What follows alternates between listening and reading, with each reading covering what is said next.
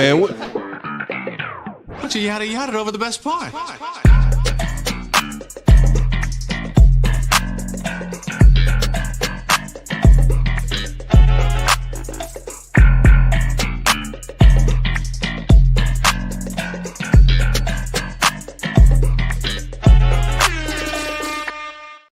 Yeah, that's right, baby. We running it back once again. Intro number 2 of the Yada Yada podcast. It's that big fucking deal of an episode, man. It's the Kid Joe Cornejo, Black Hyphy's here, Nelson's here, Sebastian's here, and of course, man, the very special guest, good friend of the pod, man. We love it when he's here. It's a good episode from the Beyond, the one and only one half of the human producing tandem, Ty Faizon. What's good, man? what's up, bro? Woo, we running it back. For the second time. Second time's always a charm, baby. Hey, we lit though, man. It's a big episode. Like I said, man, before we talk about the album the Clips just put out, their first in about 15 years, man. I feel like we really just need to talk about the rollout process of this project and how they treated this project before it came out by making all the clothing collabs, doing all these interviews. They put out their Tiny Desk the afternoon the album drop. Like, they really have been doing a great job of just making their presence felt and making people want to hear them talk. They've been great interviews all throughout the whole process, and it makes every interview they do exciting. And who they're sitting down with is super important in hip hop culture and just the media. Like, one of the first interviews they did was with New York Times. That was a really great interview. I got to learn more about the Clips and their upbringing and their time coming up during the internet blog era and just seeing their fan bases change and start to dress like them. It's been a great trip down memory lane, especially because Malice is back in the fold. So now you getting his new perspective. And I think, for real, as entertaining as Pusha T has been throughout this media process, I think the highlight of it, low-key, has been Malice. Because every time Malice speaks, I'm always super intrigued by what he says, because he says it with such conviction. Yeah. Like, he means everything he says. It's funny seeing them two together, because especially at this point in their lives, as they're older, and Push has been Pusha T for the last few years, and Malice is getting back into the fold, you really see with their dynamic in these interviews that Malice is the older brother. Like, he definitely moves like a big brother, and Pusha T moves like the mischievous little brother that just gets himself in trouble. And Malice is like, yeah, my brother can handle himself, but I'm right here too in case some shit pop off. Man. And so it's been really good, man. Like, the interview process for the album has been really dope. It's allowed me to get new insight to, like, them as artists, them as people, and on the album itself, man. What do you guys think about the process so far? You want to go first? Yeah, I would say what I like about this is just the discourse that the whole rollout has been causing, because I think a lot of listeners now haven't seen something like this in a long time, where it's a rapper, especially Push, being so outspoken about what he believes, what he likes, what he doesn't like. And people are looking at it. I feel like we've gotten to a place in culture where we just throw hate, and that low-key be stalling niggas out. Because it's like, niggas would get called out more if you wouldn't get called a hater every time that you call somebody out. So I feel like Facts. They've been kind of pushing through that. And I'm not saying that whatever, like, I personally feel the same way as them, but I'm just saying I like to see people, despite the worry of being called a hater, just saying what they feel, because I feel like that's what rap has always been about. Speaking your truth. Yeah, like, sometimes, like, a lot of rappers are haters. If all low-key, man. Like, so I like the fact that even if you look at it as hate, it's coming directly from them. It's not sugar-coated. It's not, like, tucked away. It's not redacted. The interviews aren't being It's not pulled. very, like, cryptic. Yeah, they're straightforward. Yeah, they're just explaining. They're answering questions like normal people. And I feel like with everything going on, that would be a good place for the music to get back to, is like the musicians just interacting with the listeners like normal people again. And the Clips have been doing a master class in that this whole rollout. 100%. I agree. No, I was just saying I agree that it has been a master class in the rollout. Just not only the interviews, but the collabs as well. And yeah, man, it's cool to hear Malice talk about shit. And I love that both of the Clips are an example of how to act in hip hop.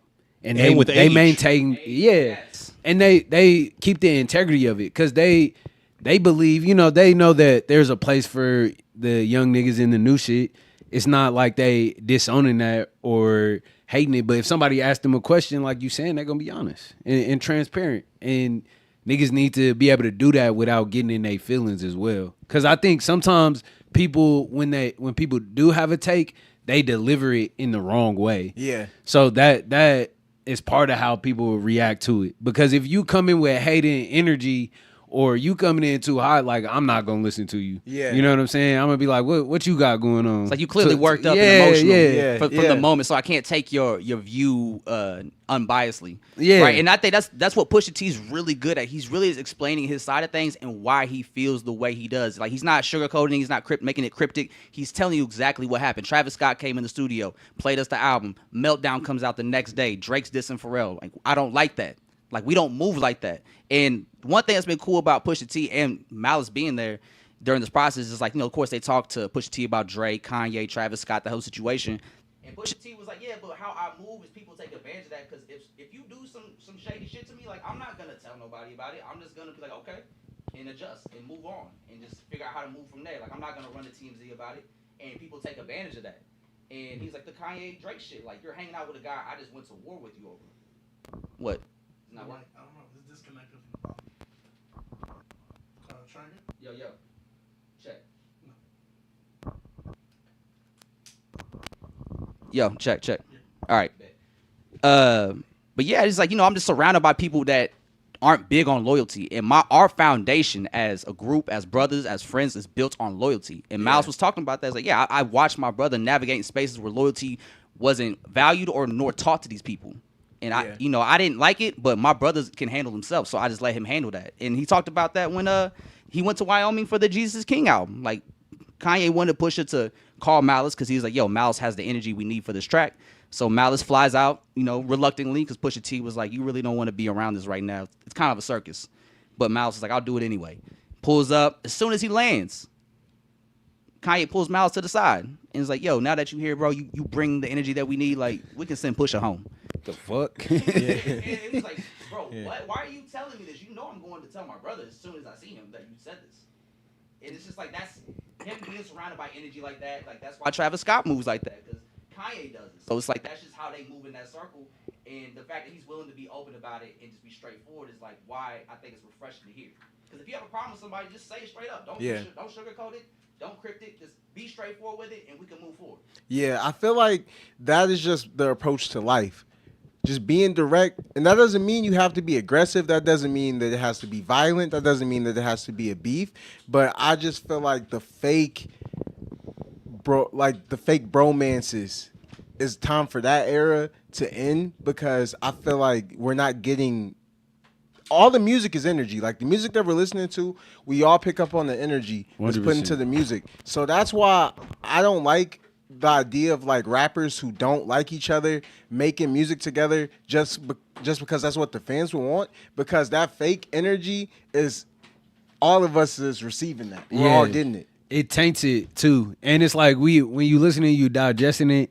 And Pusha T had a good point about that. Is like a lot of times when somebody is being fake or like performing in an interview or on a song, like you can sense that. And you pick up on that, whether you can point it out exactly or not, you feel that. Yeah, and that's why people are getting burnt out with some of the features. Yeah. That people, with albums, like people are complaining about all these albums having the same features. It's not that these rappers aren't talented. It's just that we aren't hearing genuine connections on the songs, because a lot of times these artists don't have a genuine connection. Ooh, I like. Do you think the internet fucked everything up for that then?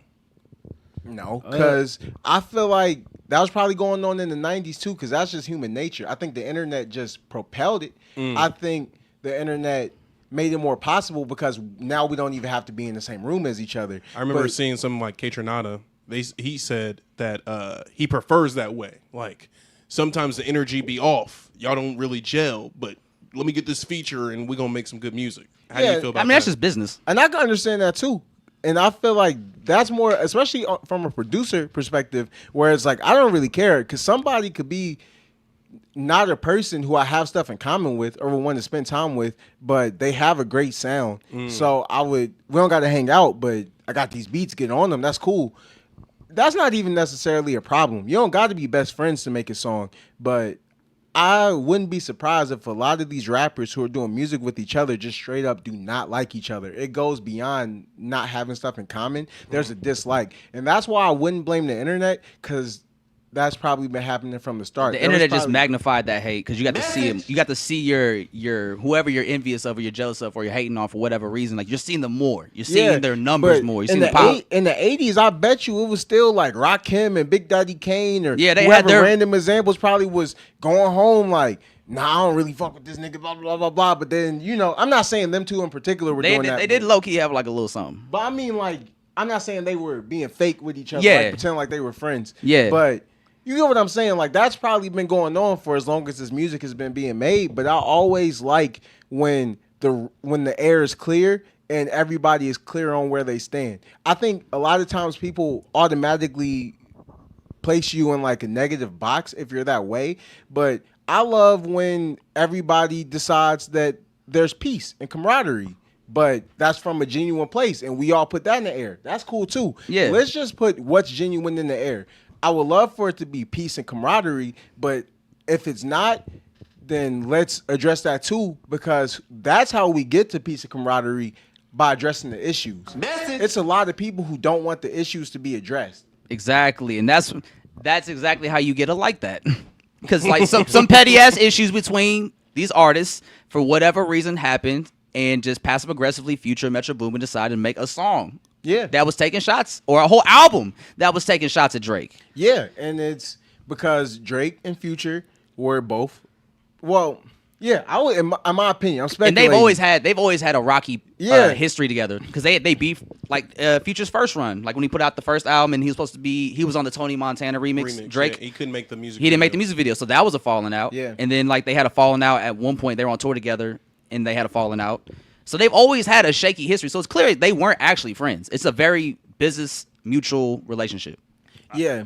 I mean, I do find it weird because, like, it's hard being in a room with somebody you don't even like. You know what I'm saying? And if there's that unspoken tension there, it's going to make both parties sick at the end of the day. Yeah. How you respond to it and how you carry that energy and how you move is up to your own personal integrity. And a lot of niggas is weird in this era. And I think what it is, a lot of people don't have the ability or the comprehension to articulate themselves like that. Yeah. Like, where in their mind, it's like, if we have a disagreement, I either have to hold it in or we have to clash. Yeah. I'm the kind of person where even if we're cool or we're not cool, whatever, if we have an issue, let's address this issue here right now. It doesn't have to, it's going to be respectful. It's not going to go where it doesn't need to go, because I know how to control my words, my thoughts, and my actions. And from there, I just want to address what needs to be addressed. So I'm not sitting and letting something that really isn't a big deal fester. And I feel like every once in a while in rap, it's not new, we get to a place where the rappers who are around currently have had this energy festering because they've been peers for the last however long. And they've been not saying this shit to each other. And it's been building up. So then when it builds up, it's like, where did that come from? The Jay and Nas beef. Jay and Nas both held their tongues at points around each other, about each other. And that's how when the beef happens, it gets that drastic. That's how beef happens. Kendrick and Drake, they've held their tongues together. Like if that beef happened They around, they held their tongues, but they've done it. They mutually held their tongues. Yes. You know what I'm saying? If that beef happens in 2013, it probably doesn't reach the magnitude or the levels it went in terms of how far they talk about what they talk about in the diss songs. Yeah, 100%. But since what year? 2013, like Okay. Drake's not getting called a pedophile on Not Like Us. Because I was like, I don't know. In If you said 2013. 2015, he was putting out Black of the Berry. He had that anger in him. He had, But Yeah. the anger might not have been dedicated to him. I feel like what you heard on both, and not that we always get to Kendrick and Drake, but it's just like this is the only thing I say about it. Like when you listen to Family Matters, Euphoria, any of these songs, you could tell that they've both had shit that they've wanted to say about each other for years. And that's why I like about beef is you see people getting the things off their chest that they've been keeping in. Yeah. And so sometimes just addressing it from the go, it might make you come off as petty, but our clash is not going to be as big because I'm not letting shit build up. I'm just addressing it out right now. And Yeah. it's like Pusha T said, Travis Scott, he's harmless. Like who gives like I don't give a fuck. I don't give a fuck how he feels about me saying this shit about him. Like he harmless. You know what I'm saying? Like, and he addresses it and he doesn't run from it. Like we were complaining about Kendrick all last year. He did like 2 interviews and he vaguely talked about it in both interviews and we were mad about it, right? Pusha T's not ducking any question. Yeah. He's telling you straight up what it is, how he feels, and what happened. And it was funny because there was a moment in the Breakfast Club interview the Clips just put out. And at one point, Charlamagne was talking to Pusha T about the Travis Scott situation. And at one point, Charlamagne goes, well, is it your responsibility as an artist to filter what the other feature says on your song? Or are you responsible for what somebody else says on your song? Yeah, right. And he was, and Pusha T, this is where the brother dynamic plays in, because you can see, like, Pusha T's trying to explain to him, but he's kind of stumbling over his words, right? And Miles is getting irritated the more Pusha T stumbles.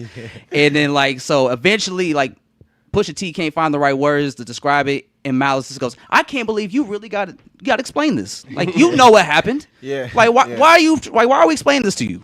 You know the story. Like, you know what he did wrong, right? And so, like, just standing on it, right? And I just appreciate that. We need more of that in hip hop, like you said, because everybody being fake is how we get a Drake and Kendrick battle situation at the magnitude it was. Yeah, and you know it's fine that happened, but we don't want this to. Like, I don't think it would be good to keep having battles of that magnitude. No, it's not good. It's not good for the energy. It changes the climate. So that needed to happen because that had built up.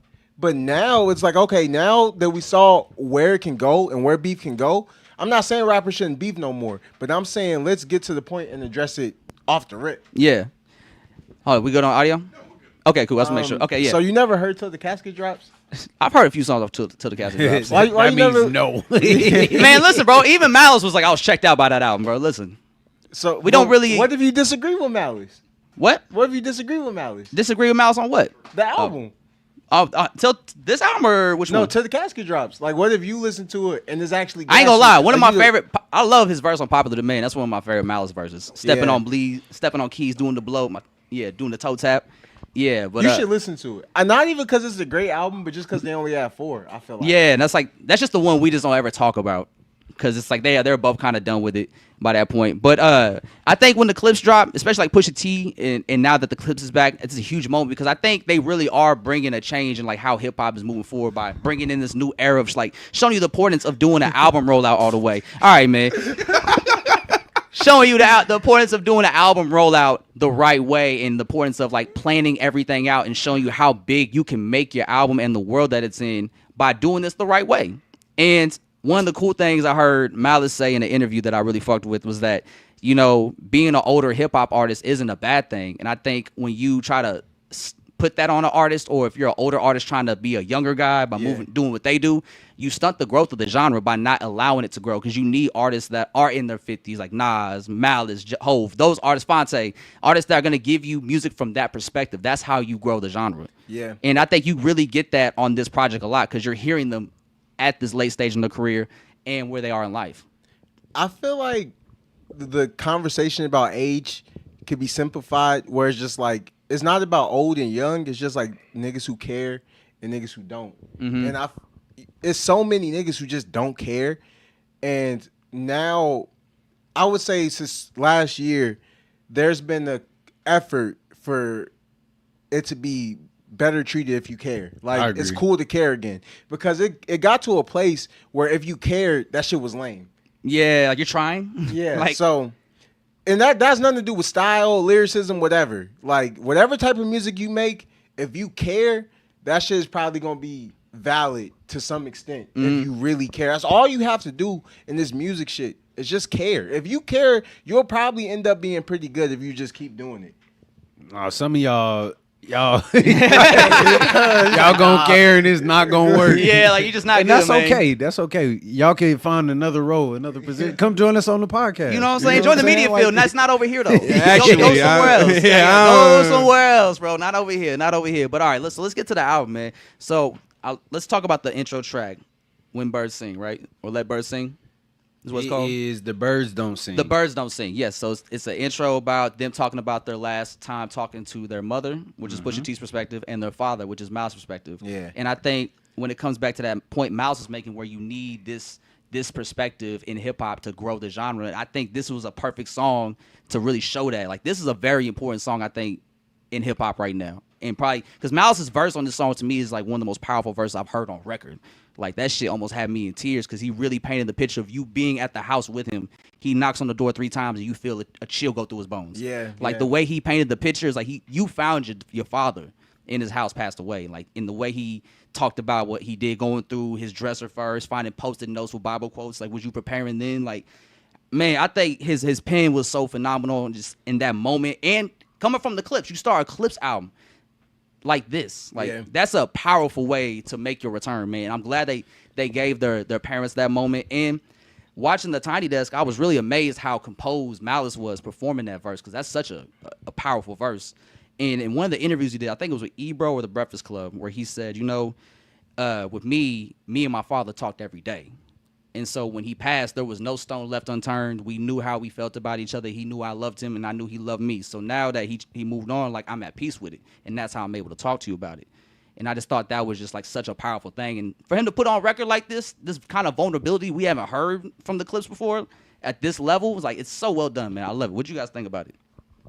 I agree. I mean, I feel the same way. It was a great song just because when you get a topic like that, when somebody's making a song that's dedicated to their loved one, it's so easy to be a fan of it because that's coming from something where, unfortunately, no matter what walk of life you're in, everybody has been through that before or will go through it, where it's like losing somebody who's very important to them, a loved one. So it's always comforting to hear somebody give their perspective on it because grief is one of the things where the perspective will never get tired. Everybody will have their own unique perspective. So just seeing how everybody deals with their grief. I mean, I love when Push was like, a lot of people, and it is a common trope when people talk about death to say that they felt numb.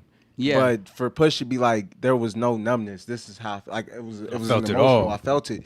That was, again, it's like, I love hearing a different perspective on that because I haven't heard too many people address death that way because death is a hard thing to process. It really takes time for you to even understand that somebody really isn't around. And especially like your parents, I've never gone through that, luckily. But it's like, I couldn't even imagine what it's like. That probably, like a lot of people probably would go numb or not know how to deal with it. So it's crazy to hear the perspective of somebody who knows the gravity of what they're dealing with from the moment that they deal with it. And obviously, Malice's verse, I agree with what you said. It was a great verse. And it's like hearing Push talk about that and to say, I felt everything. We look at Push as like this dark villain character in hip hop, very psychopathic. And to hear him be like, yeah, bro, I felt every part of that loss. And I remember, I think it was the Charlemagne interview where he did like shortly after his mom passed.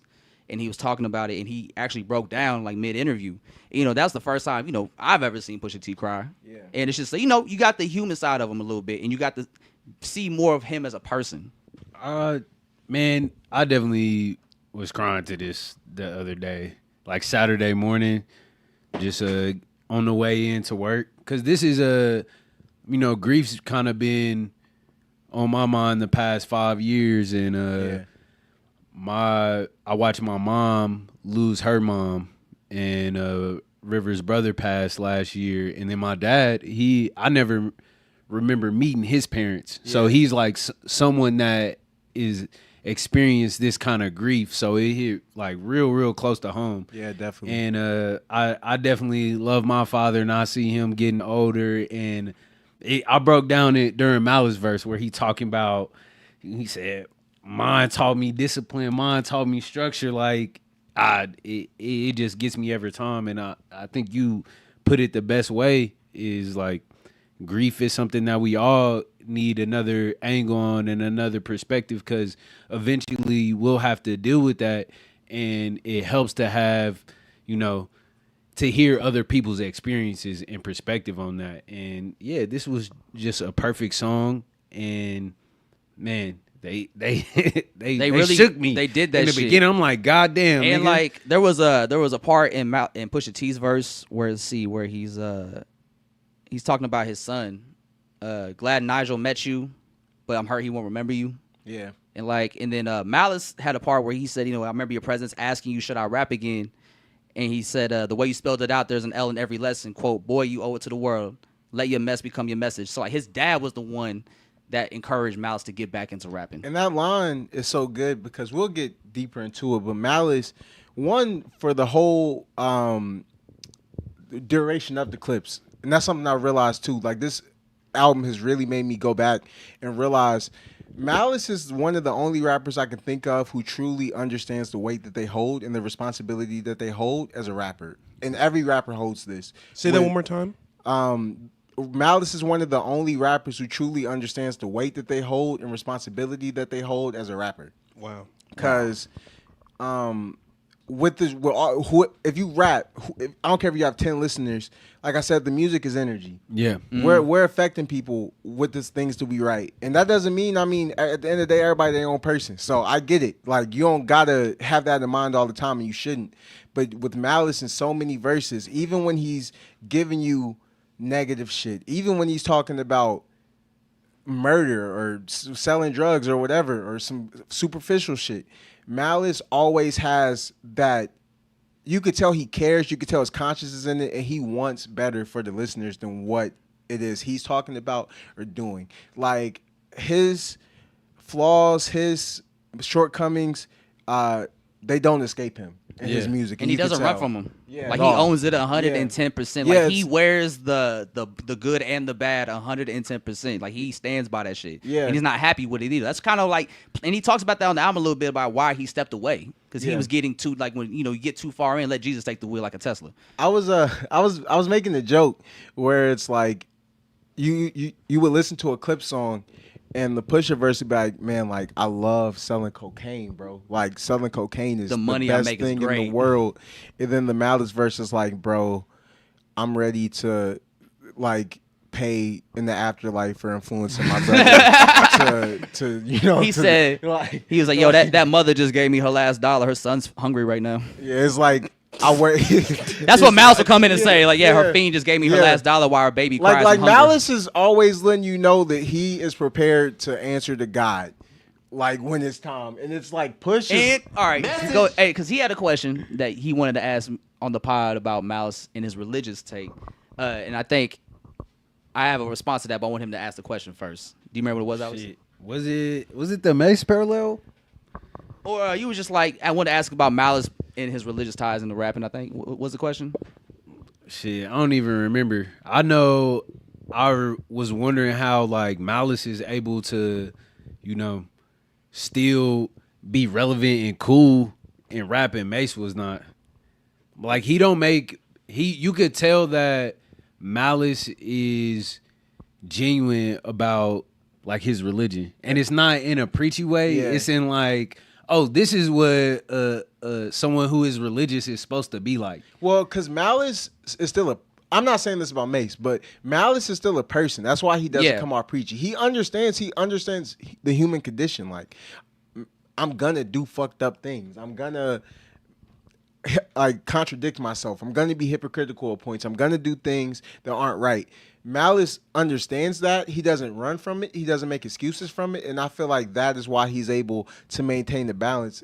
He kind of says it simply on the album where he's just like, you ain't Malice. Yeah. That's the difference. Yeah. Like what I say, like, Hov did that, so hopefully you want to go through that. Like, you know what I'm saying? I did that shit. You don't got to do that shit. But with Malice, man, because he talked about that in the Breakfast Club interview of, like, the Mace line where he says, I didn't been both Mace and Bethers. He's like, but I've seen the conversation about people making the correlation between Mace's comeback from church and back into hip hop and me doing the same. And he's like, you can't avoid it, but I'm living in my purpose. And when you live in your purpose, like, outside noise and distractions don't deflect you from your path, especially when you in tune with God, like how I am, right? And contrary to popular belief, Malice is not a pastor. He's not a deacon. He's just a born again Christian, I believe. So he's not actually like a pastor. So Mace was a pastor. Mace had a whole church. And that's kind of why that was kind of funny. I'm not gonna lie, bro. Like, that's kind of crazy. Like, I'm not gonna like Harlem World Church, baby. Like, in you Florida. can't just do a church for like a couple years. I mean, I don't know, bro. He came back and genuine and it soldier, kind of feel bro. like a scam, like a little bit. There like, was not to say bro wasn't really What's saved. the bigger scam? Him writing all those verses and not getting properly compensated, or the religious scam is that's the biggest scam. Okay. Like, God involved in that one. starting a church, bro. That's a huge scam. But Because, like, you talk about how you as a rapper and any rapper has like a big responsibility. Yeah. A fucking pastor has a huge responsibility. Like, what are you in church telling people right now? You know what I'm saying? Like, what example are you setting for niggas right now? Yeah.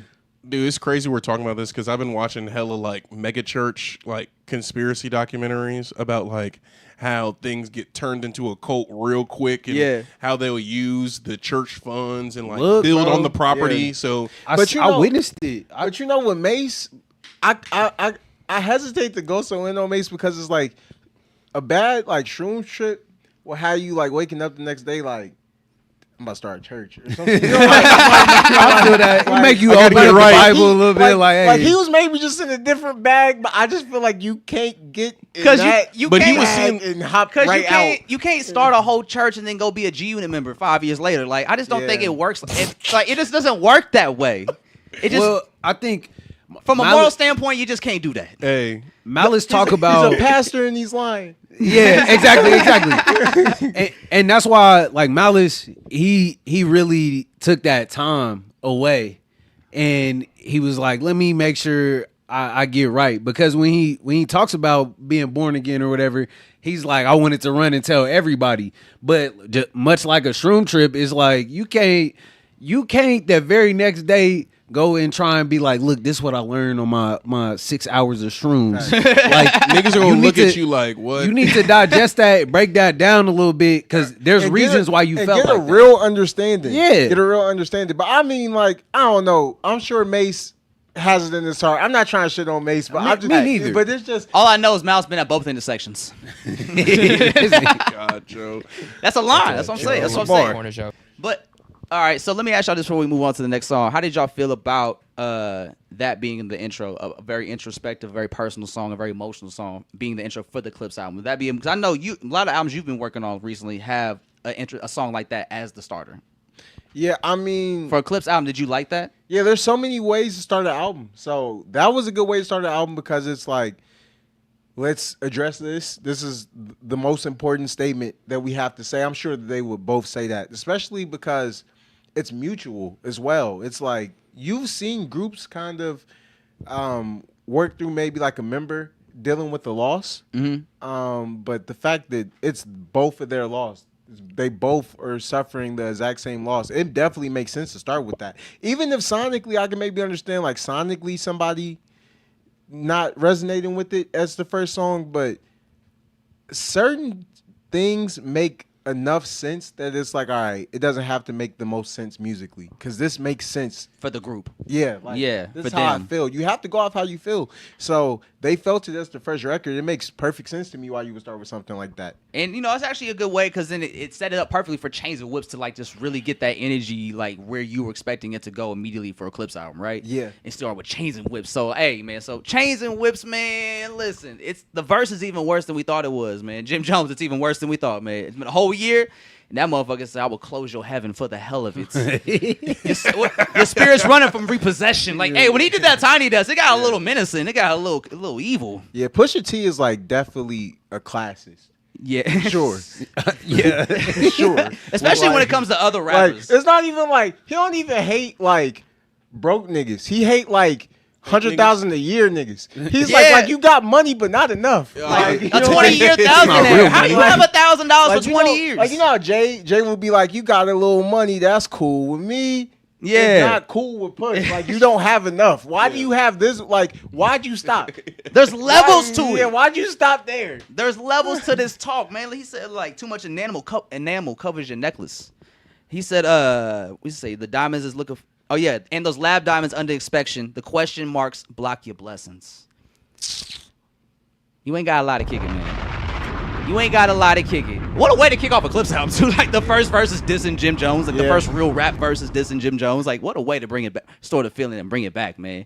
And then, so what do we think about the Kendrick verse on this song? Because I saw Complex was already had it the second best guest feature in hip hop so far. Yeah, that was before the song was even out. I wasn't with that. I didn't like that. But now that it's out, what do y'all think of the verse? I'm not gonna lie, like I love Malice is the rapper of the year so far.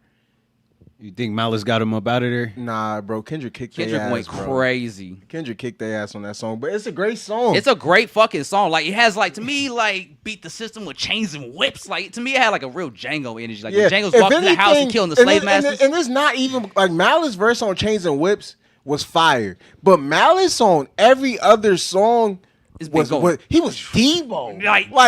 Push. And if I'm Push, I'm like, my approach to doing the song with Kendrick, if I'm Push, I got Malice with me, it's a 2v1. Yeah. For sure. Yeah. For sure. I'm not going to do it myself, but we going to both come together and get this nigga out of here. Like, for real. And, like, honestly, this album really did show me that Malice leaving the game and getting saved was the best thing that could have happened to anybody in hip-hop, because this motherfucker, if he did not get saved, he was going to be a problem. Like, if Malice was around unsaved in 2018, it's a long fucking day for Drake. He a problem right now. That's what I'm saying. You problem hear how right evil now. he's talking? He said, it's the darkest I've ever been. The diamonds make you taste peppermint. You ain't thrive in the snow like it's the Revenant, and send orders back down and keep shoveling. That's a saved man rapping that verse. Yeah. That's a saved man, and that's the second song on the album. Like, he's talking like this the whole album. It gets even crazier. Like, once we get to, like, Epita, when they go back and forth, back to back, Yeah. it gets even crazier. Yeah. The tape house is running out of tape or some shit like that. Trap money's busting out the safe. Scammers running in and out of Chase. Bottle servers running out of Ace. Like, come on. They going back to back, Andre. That's not Malice saying. That's Push and Malice going back to back. Like, That's Clips, nigga. that's Clips. That's Now, Clips. actually, let me what ask they you this. own. So I don't believe I've heard this, but I think you would know better than I would. Have the Clips, Malice and Pusha T, ever gone back to back like they do on songs like Let God Sort Them Out or Epita? Because I think for the most part, throughout their albums in the past, the structure's always been Push verse, hook, Malice verse, hook. At the end, they'll go back and forth. Like on the third verse, they'll split the third verse. Okay. They'll do like an 8 and an 8. Mm-hmm. They did that a lot on Hell Have No Fury. They did it on like Wham, Yeah. Money. Okay, yeah. But it's not like, I don't know if they do it at the same pace that they do on Epita. Is that what you call it? Yeah, I think it's how you pronounce it, Epita. Yeah. I don't know if they've done that. What Up? Okay. What Up? They did that on What Up. Okay, bet. I just Yeah. wasn't sure yet. I just wasn't too but sure. It was, man, I wish Pharrell got back in the mix on that one. I mean, he had a great verse on Epita. But I wish he got back in the mix because Yeah. he does the opening and then he lets them take it. And I gotta say, I did like that bridge Pharrell provided on Chains and Whips. Did you fuck with that? Wait, what'd you say? That bridge that Pharrell put in between Malice and Kendrick's verse? Yeah, it kind of reminded me, and I think it's because I just watched it recently, but it kind of reminded me of Sinners. Yeah. That's what I'm saying. Hell yeah. Come on now. It gives that like southern kind of in the West feel. Yeah. I'm here to defend Pharrell. I just on put that- production. Okay. Now Just I- on everything. on I'm here to put that out. That's what you sound like. I'm Pusha standing T. on that Yeah. business. Real Pusha T shit. Now I gotta say one thing. So I liked everything Pharrell did on the One album. thing I do really appreciate of the press run that they have been on, and this has really been Malice's, like, something he's really been making a point to stress in these interviews, is that he's like, we are still very much a family. Like, just because Chad and Pharrell are going through the situation, like, me and Chad are still really good. Like, that's my brother. Like, I see him all the time in VA. We'll see each other at the Red Lobster or some shit. Like, like, we are cool. And so I like the fact that he really made emphasis, like, no, Chad is very much a part of our story, what we do. They're having a situation, but hopefully they figure it out. Nigga name drop Red Lobster. I think I don't know. I couldn't remember. I don't know what's big in VA. I feel like Red Lobster go crazy there. And it's black owned now, so hey. I think it is really cool to just to get back to talking about integrity and truth. Like, I remember they were saying something like a lie isn't going to be able to take down the kingdom of truth, and that sounds like some religious shit. But the idea of truth is like it's so freeing, and it's you can sense it when it's there, Yeah.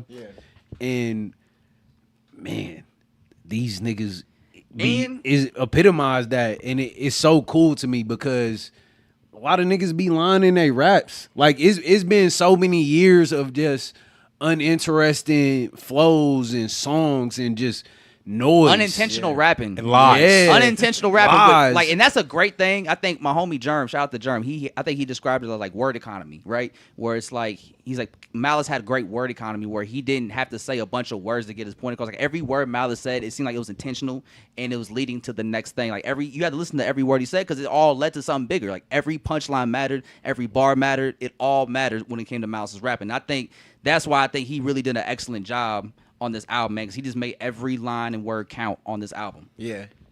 It's flawless, man. I love it. And I gotta say, one thing Pharrell mentioned is that when he was producing the album, he was very inspired by Martin Scorsese and The Irishman. And he said, I like how he keeps getting better with each movie. And I wanted to make this album feel like that grandiose cinematic feel for the magnitude of the moment it is of a Clips album. Because I feel like this album is just a showcase of this era of Pharrell. And this era of Pharrell, it's not my favorite era of Pharrell. I don't think He's it's had the better best eras. era of Pharrell. Yeah. But this is an era of Pharrell that still matters. I care about Pharrell in his 50s. It sounds good. If I am still able to make music that makes me feel this way when I'm 50, like, okay, maybe if I'm 34, 35, where that is like, where a rapper is really in his prime. Maybe if I'm like 34, 35 years old, I would want to push it further. There's still room. But if I'm 50 years old, I've already have classics under my belt. And this is where I'm like settling in my old age. Plateauing. This is the level for me. Yeah.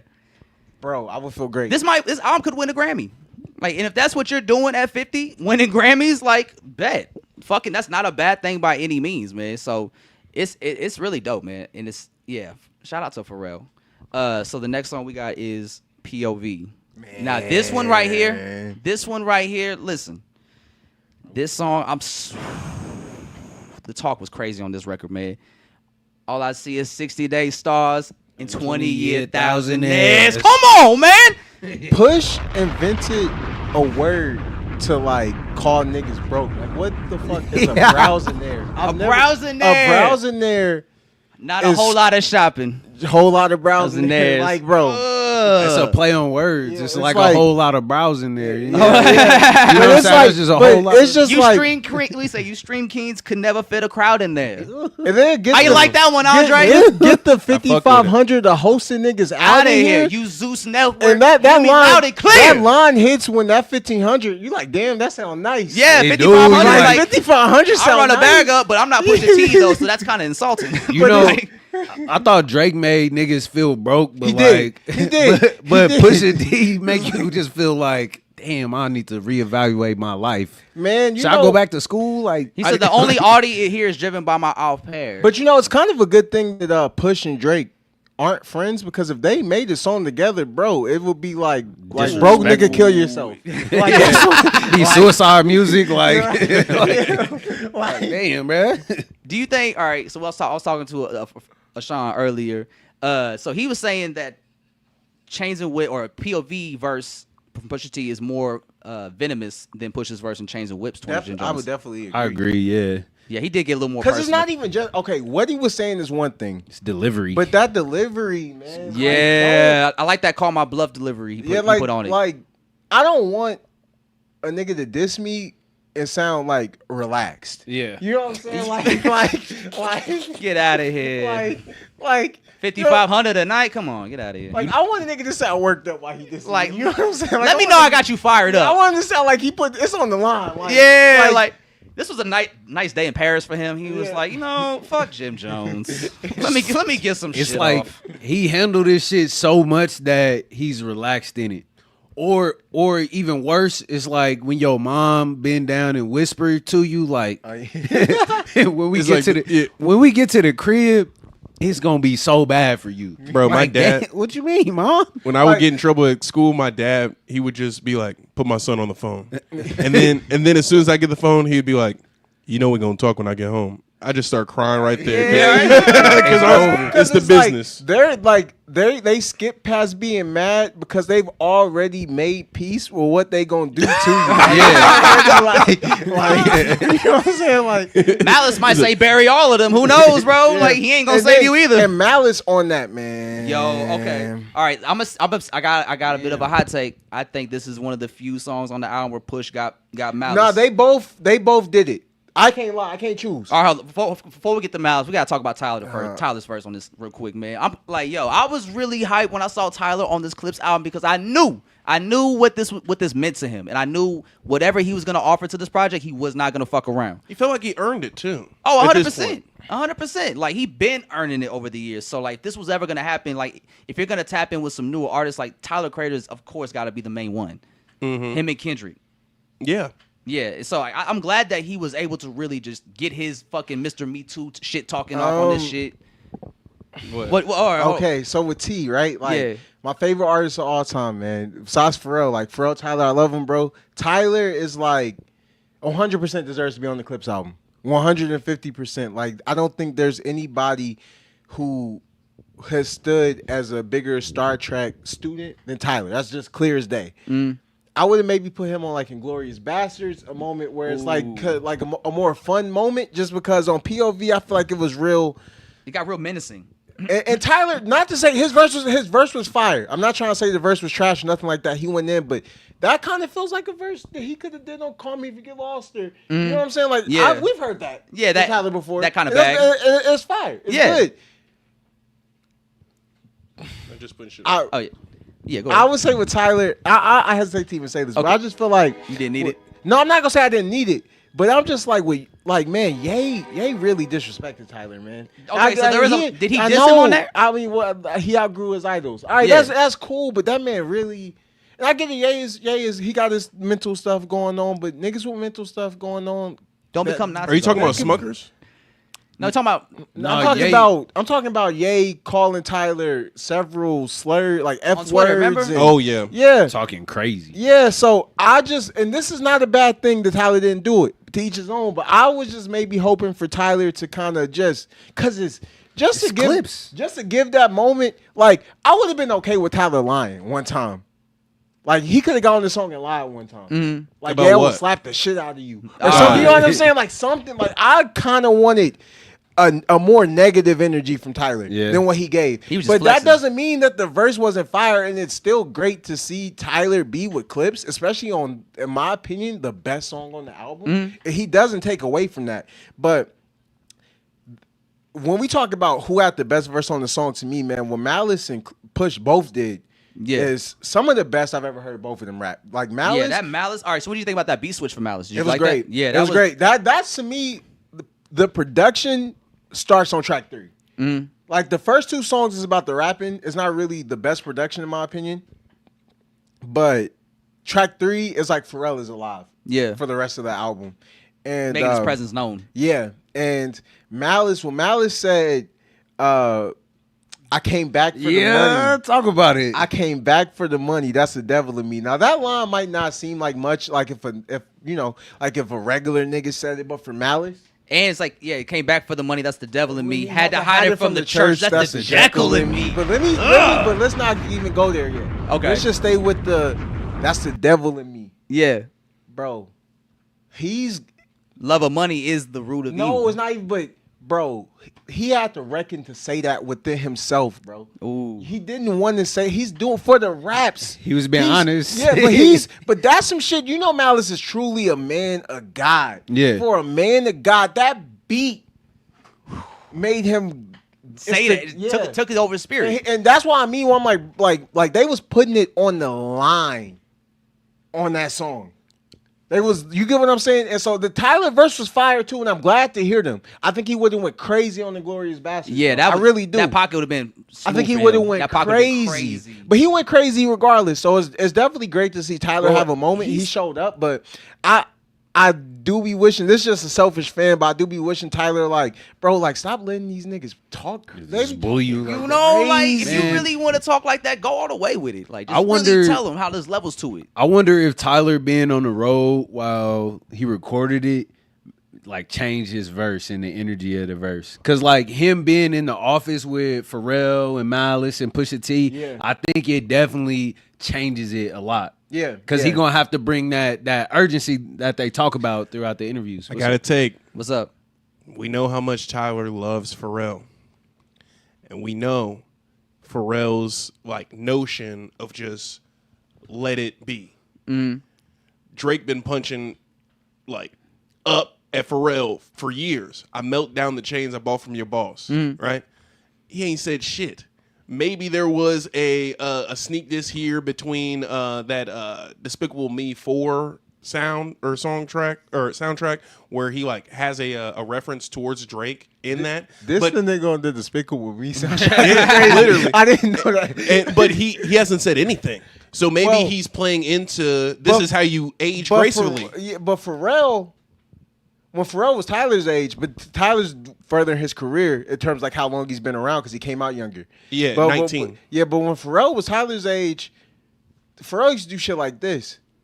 I'm not gonna diss you, and then turn around while niggas diss you. You know what I'm saying? Yeah. He's like, Pharrell was very much like, I would never lay a hand on you, but I'm not the only nigga with hands in this world. It was more like, I'm not a criminal, but I know them. yeah. Right there. So even a little bit of that from Tyler, it would have been. I just want to hear that maybe at some point. And I from guess Tyler. when you look at his verse, like what's placed between Push's verse and Malice's verse, and like what they both talked about on their verses, like it is kind of just like it does stick out in like not the best of ways. But I don't want this to come off like I'm saying the verse isn't good. It's a great like this. It's the best song on the album. It's just why my favorite verse on the album is between Malice and Push on that song. That's why. That's the only reason why I don't feel the exact same way about Tyler's verse. Not because he had a bad verse. He definitely went in. I mean, when you look at Malice's verse, bro, there's really no chance that Tyler was ever gonna put out a better verse than that. But I wanted to see if that like played I'm not into gonna it lie, of bro. Breezy. If Tyler would have got on there and talked crazy to whoever, that might have did it for me. Just because I've never heard that from T, I guess at this stage. I mean, early on you hear it. He did that on the last record. Call Me If You Get Lost. With That who? was ASAP Nas. I'm not All right, like, yeah. which is All like, right, like they were arguing over fashion. This is fashion You shit. get what I'm saying? Which is not, there's nothing wrong with that. But it's Some like, real I'm ASAP talking shit. about like on some rap shit. But I've never heard him do it on some rap shit. I feel like Run It Up on that record. But who was he talking to? These niggas. No, I'm like, name the nigga. Okay. You Name know what them. I'm saying? You want to Like- name them. Okay. Not Yeah. you don't even gotta. You like it would just Make be it clear. It would just be Address it. interesting. Put it on record. Address it. Put the name on there. Stop running from it. If you're gonna talk to somebody, talk to them. That's what we on. Okay. That's what But we I'm on. not saying that about T. I love T. But I'm just saying it would have been dope to hear. That would have been an interesting, dope perspective. Vibe switch. A vibe switch. Yeah. But because of that, I just like the Malice verse more. Yeah, because The Malice Malice came and the Push verse. in. Malice came in talking crazy, man. Yeah, that was a great. He said, I was the only one to walk away and still be free. Sean said Pharrell would have had a better verse. Then Tyler? Yeah. I don't know. Is that what you saying, Sean? Yeah. Over Tyler, yeah. Damn, is that bad to you? I don't know. Man. I mean, shit. Well, I I mean, didn't think Tyler was that bad. A rapper? No, that's not what I'm Nah, saying. Pharrell's a fire rapper. Actually, it would have been nice. Actually, when he has Ibida, that was a verse I he mean, gave us. like, See, y'all ain't been reading the comments. Sean said that he wanted another or a Pharrell verse, a rapping verse. Yeah. Because the thing is like Pharrell, when he would give verses, the only verse I don't like that Pharrell did on the clip shit was "What Up," because the way he started it, where he was like, "The lyrical molesting is taking place." I Oh, skip this yeah. song every time. I'm like, bro, what the? I heard that too. I was like, hey, yo, what? But besides, He's getting too freaky. the fuck you just say in these headphones? But besides that, Pharrell always gives top tier verses to the clips. I wish Pharrell rapped. It doesn't have to be on POV, but I wish that we got like a straight up like 16. I'm not gonna lie, a 24 bar from Pharrell. Just like Old time's sake. yeah. It's full time. Everybody's here, It man. don't even. It could have been some positives and shit. Yeah. I still want to hear it. You know, it's Pharrell. Why not? I mean, he like I said, he did get some shit off Ibida, but then actually, so after that song, we got the new So Be It. What did y'all think about the new production of So Be It? It's not on there. They switched it out. They did.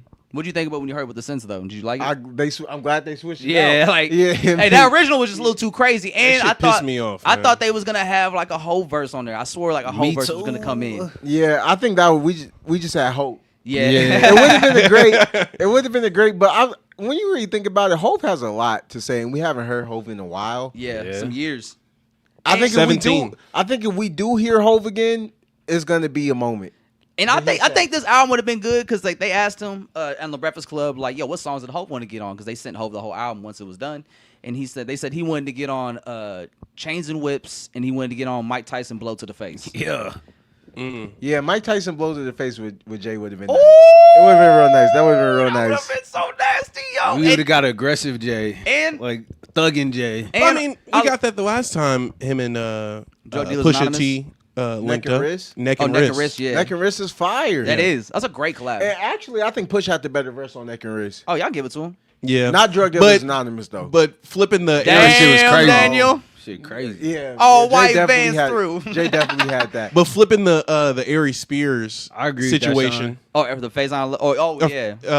No, Faizon Faizon Love. Love, Yeah, yeah. Face, I'm Faizon on Love love. You situation. wouldn't Yeah. believe it either. Yeah. Yeah. That's I wouldn't listen to Reason either. man. Come on, man. Yeah, bro. So, but one thing I did like about part of the rollout process is them talking about getting people like Kendrick on the album, Nas on the album, Hove listening to the album. Because like when they talk about these features and these artists listening to the album, like they really just like gleam and glow up in excitement because they know how valuable that respect is as artists, and like they appreciate that, and they know that because they have the respect of somebody like Kendrick, Nas, Hove, that they know what they putting out is some really good shit. Yeah, it's so great to see, and we'll get to that too. But like to see Nas in clips, just because, you know, there's not a lot of Nas and Neptunes or Nas and Pharrell. You know, there's not a lot, and so This is like one of the few that they have, Yeah. if not the first one. I think Nas was on like a remix or some shit like that. They probably have like a couple like songs that Nas has rapped on that were produced by the Neptunes or Pharrell, but this was like just to see that at this point. Because Nas is another person who I really respect the way that Nas is carrying himself, where it's like you could tell that Nas is creating out of love.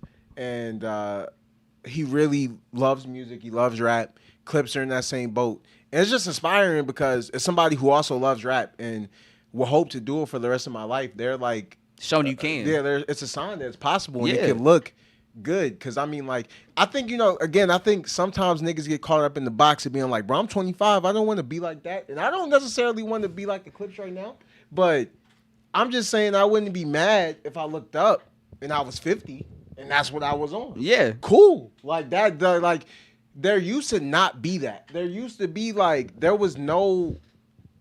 Anybody over 50, like in the 2000s, if somebody was 50 plus rapping, that shit was like the pants on the ground. And that's how that shit used to get treated. But that's That's because crazy. the people that were 50 in like 2007 were like the 70s and 80s rappers. Who Right. was like Curtis Blow and shit. So they was still rapping like it was the 70s. I went to the niggas. store and bought some grapes. Curtis Blow just called him mean straight. Man. Yeah. Imagine this gets to Curtis Blow, he gets at y'all with y'all. Hey, yo, we get... Gotta have him on the pod. Yo, hey, come on the pod. We'll Is talk he about is it. he out in New York still or? Maybe. What's Curtis Blow up to? Yeah, man. For What's- real. Who knows? Who knows, bro? It's Curtis Hey, Blow. hold on, ISO, put out the call. And Hey, yo, Curtis Blow, find us. Yeah. But yeah. yeah, anywho.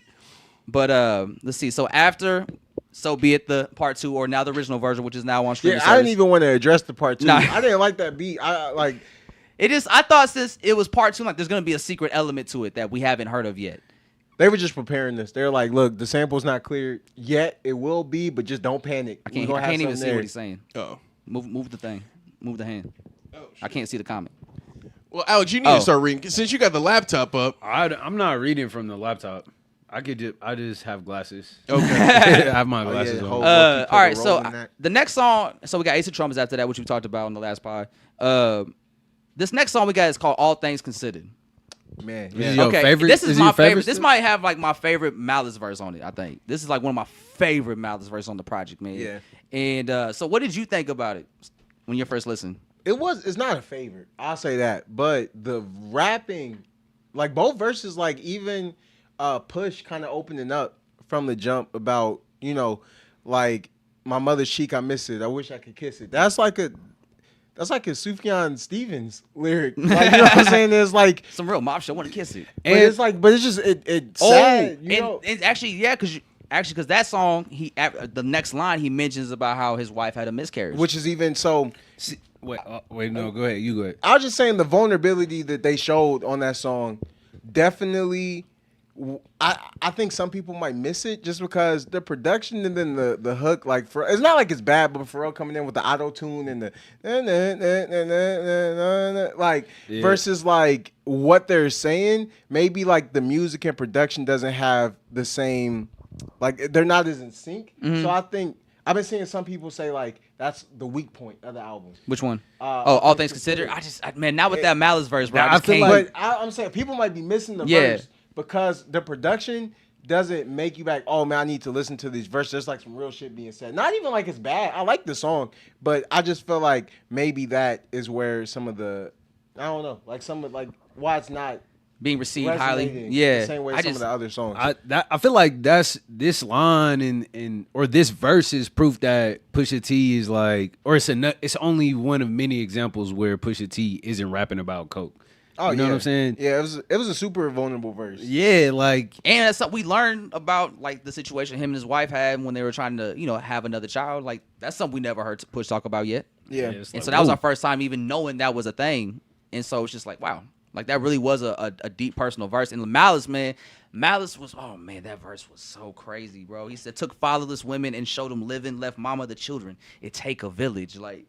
Let's see, writings on the wall like hieroglyphics, my circle, split the pie, that's long division. When Jada was asking why, I saw the vision. My homies that didn't die was all in prison. Business behind the glass, my mirror image. Come on, man. Malice was leaving the fucking earth on that verse, man. Yeah. That verse was different. Yeah, definitely. That verse was different, bro. And he said, and then when Jada was asking why I saw the vision, I love that song because when Jada just like, why are you even alive?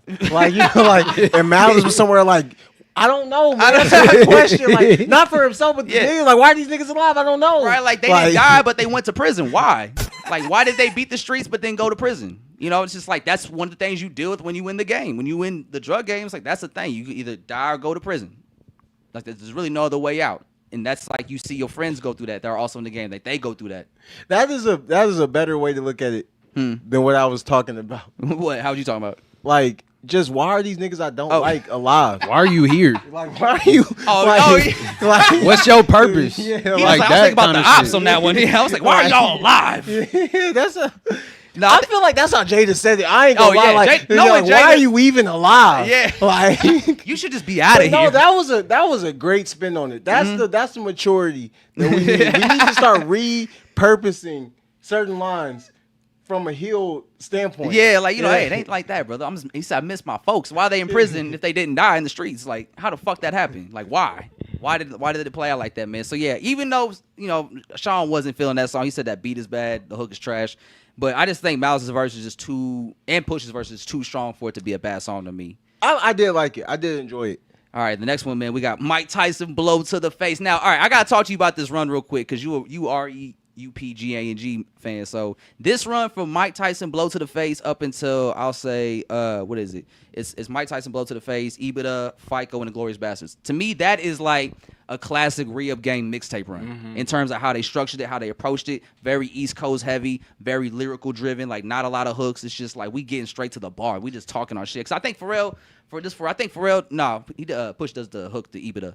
Pharrell has a verse on there. Yeah. But yeah, they really just, man, this is really some real hip-hop rapping right here. Like, lyricism at its highest ability, man. So, and listen to Mike Tyson blow to the face, I think that might be actually, I don't know. I was talking about this earlier with Sean, but I was like, I think Push might get him, but that 96 hole with the bass was too crazy from Malice.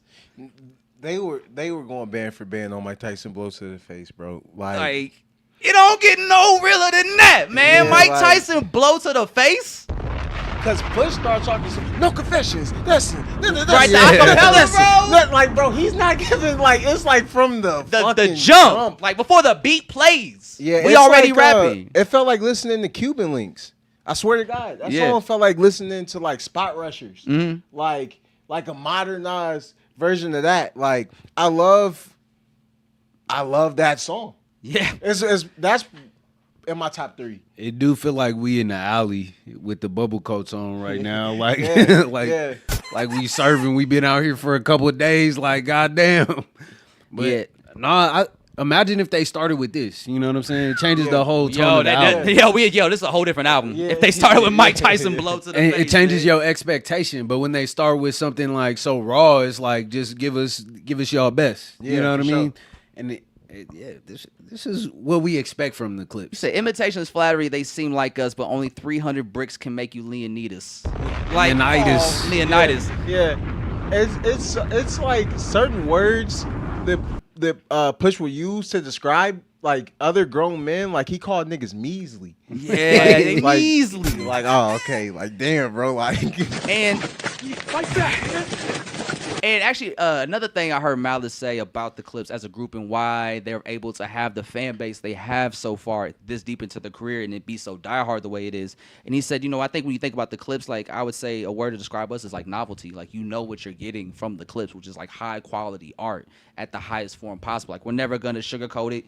Even when we were doing the mixtapes, those were high quality raps, which is how we were able to stay afloat during that time period we were in limbo with the label. And so like, do you guys think with this album so far, like novelty is a good word to describe it? I always had a negative connotation with novelty. In what regards? I didn't know what the word meant. like that's a novel. I'm just being honest. Yeah, But that's real. It's That's a real. lot of words that, like, people don't talk about this because it's like, it could be uncomfortable to talk about, but it's a lot of words that we all don't know what they mean, and we use them, bro. I swear to God, bro. Like where you know how to use it, like, but you're off good guesses. You get what I'm saying? Like, I just be throwing out nuance. Yeah, like that word. Yeah. I'll be like, nuance. And usually no one says shit. I'm like, all right, I guess it hit. We don't know what it means either. But sometimes niggas get put on the spot. Like, how many words do people use that if you made them give you the definition right now, they could give it to you? What's a word you be Niggas saying don't a lot, even Andre? read, bro. What's a word you be saying a lot? Yo, it's a simple one, but I would say it wrong. Preface. Oh, Yeah. preface? Yeah. I would be. It's preface though. Oh, it's preface? See, like, see. I think people use nausea wrong by definition. What was it? Nausea. Oh, nausea. Nausea? Like nausea is people say I feel nauseous when it's like nauseated or something like that. You're supposed to say I'm nauseated. I'm nauseated. I don't know the definition of it. Because then that's another thing too, where it's like even using like the wrong like pronunciation or something, or like, because in a certain context, like words are pronounced differently. Like you would say it like Wi-Fi. yeah, well, When Or International flights connect me to the Wi-Fi. or humble. Humble Alright, is what? like it's a negative definition. I think modest is a better term, right? oh yeah. Well, I don't know. Or a is whole it the bunch of same But see, thing? that's how it happens though. People how it happens because he said that, and I was like, oh yeah. I don't know, but I was like, oh yeah. Yeah. I totally agree with that. whole bunch of ism words be fucking y'all up on Twitter. Like racism, fascism. Like y'all don't be using these words right. So y'all need to go back to AP Yeah, Gov. nah, like people low key were giving Meek Mill too much shit. We was like, what that mean? We don't use that word in the trenches. Hey, yo. Oh, yeah. Are you neurodivergent? Come on, man. Like, why not mad that this nigga still know what neurodivergent mean? Come You give me the on, definition of neurodivergent. Hey, hold on. It's In a all damn- fairness to Meek, he did grow up in schools that didn't teach him the difference between Democrats and Republicans. Yeah. So how they gonna tell us to vote? Hold on. Niggas knew what he meant when he said that too. They didn't tell us the difference. When they tell us. In social studies. Were you not there? AP They- Gov, they- bro. AP Gov, bro. In high school, They told government me and politics. They told me Jackie Robinson was the first black baseball player. They told me. That don't got shit to do with Democrats or Republicans. They told me that the Romans killed the fucking whoever's. Like, I don't know, man. Maybe I don't know. I went to Park and South. you know what Yeah, the black, bro, you what had a the bet. black You was in a history good got school was, system. they was like, y'all started off as slaves. Y'all was poor. We took y'all to another land Hey, and free Rosa thought. Parks. Yeah, it was like, no, like the way when I was a kid, I thought like Abraham Lincoln and like Malcolm He was X, the and savior. like, they like at the same time. Yeah, and they was like, yo, Abe Lincoln and Malcolm. That's who we got. man, no, this is a tangent, but I swear to God, 8th grade year, man, my social studies teacher told me that even though George Washington had slaves, he was a good guy because Oh, hold on. I got a George Washington lie that they got off said with. he was a good guy because he worked with the slaves and he was cool with them. I'm like, how the fuck do you know that? So again, Hold on. they never told me the difference between the Democrat and Republican. Staying on that George Washington shit, right? Bro, this nigga didn't have no goddamn wooden teeth. Them was slave teeth. Yeah, that was nasty. Like, That was bro, nasty. they That was got the- nasty. And Bro, I word. think Put Put some wood in your mouth right now. I think, Hey, yo. I think we addressed that. Hey, what's up, Andre? Hey, put some wood in your mouth Bro, right I now wish- and see how good they work as teeth. I wish the teacher that I had could be here right now because this nigga was like a George Washington stan. Oh, yeah. Like, Oh, my you know what I'm saying? God. So he would have had like, no, like, yeah, they were slave teeth. I admit they were slave teeth. Different time, not cool today. Like, Bro, like When any is it cool to any have nigga other niggas' who's teeth? overly interested. yo, they said put some wood in your mouth. It's crazy. They said put some wood in your mouth. That's crazy, yo. That's so wild. Hey, bro, look, any nigga who's overly into the presidents, like, oh my God, I love James Buchanan. Like, What? bro, keep this nigga away from me. Like, He's naming the presidents we forgot in the middle Bro, of it. that Like, same teacher I had, this nigga, like, he's white, of course. Yeah. He went off on my friend who's black for saying nigga. Like, he pulled bro to the side Hey, and was yo. like, you want to be a nigga? Like, Oh no! like win in type shit. Like, you want to be a nigga? Then be a nigga. Like, so- bro, my soccer coach did that to us. Enough with this nigga word. I was like, all right, bro. Nah. I was like, bro, Maybe, you went. I think he was just wanting to say it, and he was kind of he kind of had a point, but it's like you can't say that. Yeah. Nah, hell no, bro. But it's like, nah, but bro, middle school's so fucked up, bro, because he came up to us and told us. Obviously, he's like probably like distraught, bro. Like, we used to fuck with this teacher, bro. Like, we used to think he was cool as shit, and then like, and so he like, man, like he crying, bro. He's like, man, like he said, if I want to be a nigga, then I should just go ahead and be a nigga. And we was like, this nigga crying, bro. Because I mean, that's something I would laugh at my teacher for. Like, bro, what are you doing right now? But, bro, call my mama. But imagine, bro, Call my like, mama and but tell like, her what you imagine like you for some reason kind of look up to this white man, and then out of nowhere he's like, "You nigga, go be a nigga." he thought he had a Freedom Riders moment. Like he thought he was like, I'm saving this young black man. Really, you just hurt his feelings, bro. You should apologize. like, bro, he was a good guy. The guy who he Good yelled guy, wrong direction. No, I'm saying the good guy, the kid. Oh, the He kid was a good kid? Yeah, he was a good kid. He was a good kid, bro. See, that's how you know All he was doing was just saying nigga. someone's Man. off 'Cause with he's bro. a nigga. Man, Yeah, like come on, bro. That's some real like trajectory changing shit as a child. Like, bro, the soccer coach said enough with this nigga word. I'm like, we're like, Matson, you went to this school too. Like, you went to school with majority niggas. Is Like, is this you also know a how we white get man? down. Is this also a white man? Huh? Oh yeah. Okay, yeah. Oh yeah. We were like, come on, Matson. We're Or not they- playing for you no more. We used to have to read like Huck Finn and shit, and Oh, they'd be like, God. "It's just That's- a word. It's just a word." Bro, Like, come on, man. I remember we were doing this I got Socratic a Huck Finn seminar on what's the book, bro? It's like about a hate crime. The story's gonna sound kind of crazy, so excuse this part. Is but- it To Kill Mockingbird? No, They it's be about a making- real life hate crime. A Oh, gay shit. kid, he got like crucified. His name was like Matthew Shepard, but I don't remember the name of the book.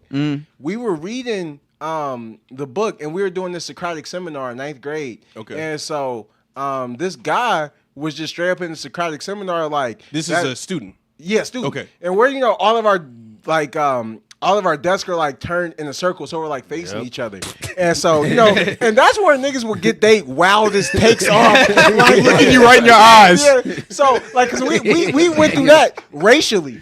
Like we felt like Socratic seminars is when we found out like, oh, y'all don't like black people. Yeah. The Socratic seminar, but this time we're talking, we were talking about gay people, and this kid, he's in the Socratic seminar, and he's just like, man, like it's fucked up they crucified him, but I don't fuck with gay people, so bro, it's a gay kid in our class.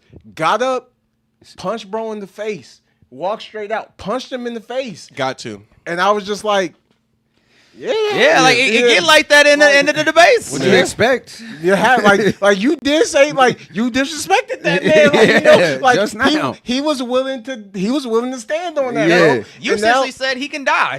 This. and now, bro was just sitting there like I'm just existing. damn. Yeah, I Like shouldn't have said that. You know when you Hey. just got punched in front of a bunch of niggas, you was like, damn. Hey, It didn't hurt. Hey, he did the. I ain't hurt. he did the Mexican. Nah, he couldn't even do that. Bro he punched the shit out of him. Bro was bloody. It was just one Oh, punch. oh, like one that. punch. Oof. One punch, and bro was good. Hey, old boy pulled a Mexican OT. He said, I wish there was some black people in here before I say this. I wish there was some gay people in the room before I say this, but I don't fuck with gay people. bro. That, Like, that Mexican OT shit. I'm not trying to get too off topic. Nah, yeah. But we gotta talk about that too. But let's Nigga keep said I going. went to All the right, hold on. jungle and we got gotta the finish the lion's clips out head. discussion first. He's real quick. X'd out. Can I get one more teacher shit off? All right, one All last right, one. so look, we were reading To Kill a Mockingbird, right? Why the teacher want to say the N-word? He's like, I'll take care of that. I was like, wait, what the fuck? Wait, you can't buy it. You Everybody, can't I take got it. ownership of that. No way. No one volunteered anything yet. He said, "Don't worry, I got it. I'll take charge." Just point to me. Like, what the fuck? Was he a white guy? White. Like, are you joking? Why? But in conclusion, Mike Tyson blow to the face was crazy. Yeah. Exactly. Yeah, hold on, hold She on. went in 96, Hove to Hold the on. base. There we go. Yeah, that was the one. That was. We said they were even on that one. Or you? Yeah, they was even. That was the one I was like, I'll give Pusha T this one. Like- But also that 96 Hove to the with the bass is crazy. Yeah. That's crazy. But I do love one thing I love about the clips is just like how heavy and prevalent and how well known they make it be known in their music, how much they love East Coast influenced music. Yeah. Or like East Coast music in general. Like I just love being able to hear that and like, oh no, it's Hove inspired, Nas inspired, Raekwon, Ghostface inspired. Like I love that shit. Especially since they're from Virginia, man. That shit's fire. And then after that we got Yadda, which Pharrell gives us a little verse on the intro.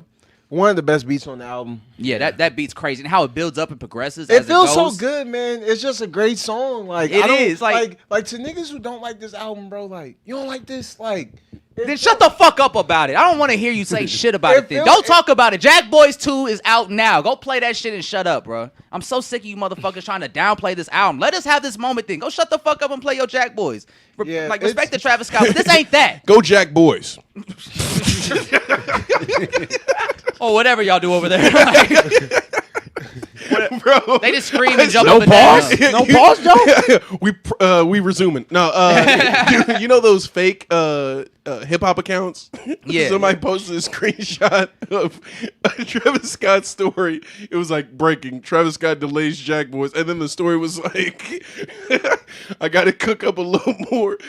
Got to check some more bull. Like, bro, come on, bro. And actually, I don't know if y'all heard this side note. They did put out a single, Excursion 2000. Yeah. Anywho. That what was it? Fine or Shine or? Oh no! That was Weebity, on the album. They weebity. put out a single before the album came out. Before they announced the album was coming out. But back to Yadda, man. This one, I just love the back and forth that they go on that final verse, man. Where it's like they're leveling up the talk of the conversation that they're doing back and forth. Like when they're going down memory lanes, like as they keep going in the convo, it's leveling up. Like It makes you like, to me, it's like, because these are guys who I've been listening to for as long as I've been listening to music. So to hear them still sound so hungry, still talking so crazy, like together, back to back. This is my third passport. I ain't seen enough. Like it's good music. It just makes me feel good. It's one of my favorite songs on the album. Yeah, man, like that last one is like, I need more space to make pace. The rap house is running out of tape. The drug money busting out the safe. Scammers running in and out of chase. Bottle service running out of ace. Like, come on! Yeah, It was for sure. I love it, man. I love it. I love hearing just them have that moment, man, together. And then after that, we got FICO Stove God. Okay, let's just talk about that real quick, man. How do y'all feel about that Stove God Cooks hook? It was a great hook. I love that We nigga. needed a verse. You know, Stove God Cooks is definitely one of my favorite. And it took me a while to understand him, but he is one of the best rappers alive. For sure. He definitely get, as far as like sure. coke rappers go, He's he the give one. put- He's number one. Yeah, he's number one. Right Fresh now. Prince jacket, boy. I cook them Still till they smelling inside like out. a brick But it's just because, and but this because I don't sell drugs. I never sold drugs, never done nothing like that. So to me, Stove God is entertaining as the fucking gets. The reason why I say that is because, well, I'm not gonna say his name, but I got a friend who has indulged, in this. You know what I'm saying? That So, like like, commerce. In the Yeah. game. So Commerce, yeah. So when I was talking to him, playing some of this shit for him, he's like, "Bro, for me, he a little too animated." I noticed like he likes the rappers who rap about selling drugs in a way where it's like, this shit is boring as fuck. Because he's like, it really is. That's what he was telling me. He's like, no, this shit is not. It's not no movie, bro. This shit's mad boring. You're just fucking sitting around. You're talking to dope fiends all day. Like, it's not entertaining. No, it's not. So Stove God, maybe for him, he was like, that's. But I'm like, for me, Do you think that's just some KC shit, or is it like No. more entertaining in bigger cities? I don't think when you dealing with like addicts is not really entertaining. Like I think you get numb to it after a while, and you can you gonna see some funny shit. You gonna see some nigga with a hot water heater. You know what I'm saying? Yeah. Or like some nigga gonna try and buy some You shit. Sitcom community. You want to leaders. know some? Hold on. You want to know like some dumb shit that I've thought before? So this is years ago. Years ago. One of my friends who I used to live with a few of my friends, and one of them, I walked out of my room to the kitchen, and he was with like some random white guy I'd never seen before. Bro was maybe like 45 type shit. We were probably like 20 at the time, and so he Seeing was a 40-year-old where they not supposed to be. it's It's like a child. Is Hey, this, there's a 40-year-old here. who is this guy with? Who this grown ass man? So bro was giving my friend a Nintendo Switch at like 2 a.m, right? so a couple days later, I'm talking to my homie. I'm like, bro, it's real cool that bro gave you a Nintendo Switch. Like, he a good friend. But he why? He was like, friend? Like, what you mean? He was like, that's probably his nephew's Nintendo Switch, bro. He gave me that shit for one Percocet. Oh no, for the purse. That's sick. Hey, bro, I remember one time, this is crazy. My dad came home with a trash bag with the original Xbox when that was still out. We had a PS2. He brought an Xbox, and it was hella games in it. I was like, how the fuck you just get this? Like, where'd you get it from? But you open up the games, all the CDs scratch the fuck up. He was mad. He's like, man, He thought he hit a lick. He thought he got a lick. I thought I got this for $30. He's like, But nah, it this reason was $30. full of games, bro. All Like, scratched. I was all scratched. Did any of them? None of them work. None of them worked. Bro. Damn, that's on purpose. Yeah. It's a finesse. That's a jug if I ever heard of one. But that song was gas. Yeah, like it was great hearing, and it's cool to see the Stove God because he's having his moment. He's been having his moment for like the last few years with the Griselda movement that's been happening. So to see him kind of level up and get to like that next tier of like drug lord talk, We just needed a verse. you That's know, it. like he was But- like the but only one that both- didn't get a verse. But both of their verses were great. Malice. Though, Yeah, bro, he slotted. said He said, I done seen Hercules run. We was powerlifting 2.2s. Nah, we ain't throwing gang signs. My brick walk was second to none. I would have him take a number like DMV. Yeah, that was look. the baseline. Check out on register 1. Come on, man. Like, Yeah. It do be seeming like they miss drug dealing. Like every now and then they have a reminiscent bar like this. No, with Push is 100%. Yeah. yeah, Push He is like, loved I that love shit. that shit. Ah. Malice still be seeming like he's condemning himself. Yeah, When a it's little bit. Like Malice verses be like, yeah, I did this and I will pay for it. Like, you know, like it always He's like, has that. forgive It's me, like- God. He's like, With verses like that, it sounds like in his head, like when it comes to like the drug dealer talk, it's like the Green Goblin mask. Like, come on, man. Like, Oh. you missed the pot. I gotta Whip it have one you more seen The Wire? time. yeah, of course. Okay, so who's the stringer? Who's Avon? It's pretty obvious. Yeah, there's that stringer line in this one too.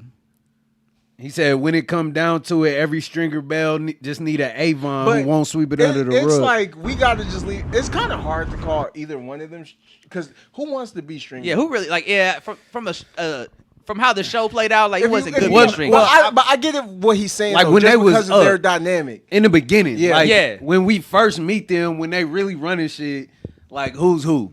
But it's hard for me to give Push one of them because my name Is my name. is my name. Yeah, my name is my But name. but that dynamic is definitely. I definitely get what Malice was saying. He's definitely the business, the silent. Yeah, you know, I the don't say as poison. much. Avon, like, no, go get them niggas. Yeah, like that's definitely Push. Yeah. bandana with the Well, actually, I would say Miles would be the stringer out of the two, but not because of like, Stringer did what he did, the fuck shit he did on the show that ended up to his demise. But like, I'm not saying Yeah. Malice would move like that. I'm just saying like, I think with Malice he seems more calculated, whereas Push the younger brother, he's a little more wild, a little more mischievous, more ready to get out there and just make noise. Whereas Malice is like very, very strategic. And it's a great bar because when they both were in their roles and playing their roles, they did have a great partnership. Yeah. where it was like when it was booming, it was booming. because they both understood each other. They really were both that what it was supposed to be.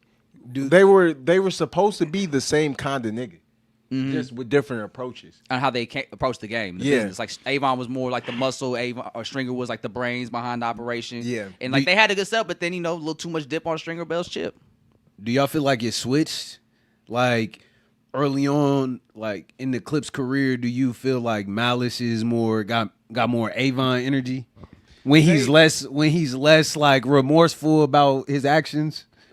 There honestly wasn't, because even if you listen to the early albums, that's like he's always been like, bro, this shit is wrong. It makes sense that he found the Lord. Like, you listening to him, he's like, to my little brother Terrence, who I love dearly so. If it was up to like, never would you so dope. Never would you sell blow. Yeah, never. You have to come in never. Never. Like, that was never like, that's not what I wanted for you. And Push comes in on the next song. Like, I love selling coke. What are you talking about? Yeah. You see the shit we got from this money? And so Pusha T talks about the extravagance of drug money and what it brings you with all the materialistic items, right? And there's a line in one of the songs on the Clips album where Mouse talks about having to get extravagant things to hide cover up the pressure of dealing with what comes with this lifestyle of being a drug dealer.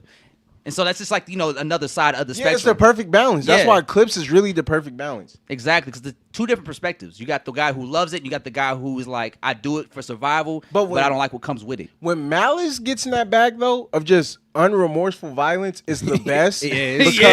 Because it's never like we're here now. Yeah, we in it. It's like, for example, like on Virginia, where he's like, don't ask me about my album or how's it coming about. Don't ask me about no music or when it's coming out, because I feel like you really being funny on the slide. Now face down, laying on your tummy, or you die. Great bar, but imagine the scenario. Imagine you see Malice, you really just want to know when the album come out. Nah, fuck that. Don't ask me. Don't ask me about that. Don't ask me about the Neptunes and once they fail. Put your teeth on that curb right now. You're like, what's up with Khalees, bro? Like, don't ask me. Hey, lay down. Don't ask me about no shit, bro. Don't ask me about nothing. Or like on Goddamn, where he's like, you mistook me for a rapper, huh? Well, that makes me an actor, because I would rather clap a gun. Yeah! What see, you I want, told bro? y'all. But I'm like, how the fuck is that my fault? You rapping. You see, I told y'all. I told you, Malice getting saved was the best thing that happened to us. Like, we were in danger. That's like him addressing like the narratives around him, because they like a lot of niggas be like, did they really? Jim Jones is like, I don't believe it. But I don't believe it. But I'm saying, like, imagine these scenarios, like, in just the most literal sense. Imagine like, just because that's the funniest way to listen to those verses. Where you're just, imagine somebody with pure intentions just being like, oh yeah, Malice, he's a great rapper. And then he's like, bro, I will kill you, bro. What you talking about? Because I'm sure that Malice has had times in his life where that's how he's felt. Yeah. Just Especially being the older brother, mean, too. Like, you got to look out for your little brother. I feel like it's reasons. And it's a lot of shit that come with having money and having money the way that they having money. You know what I'm saying? Everybody has reasons, but there's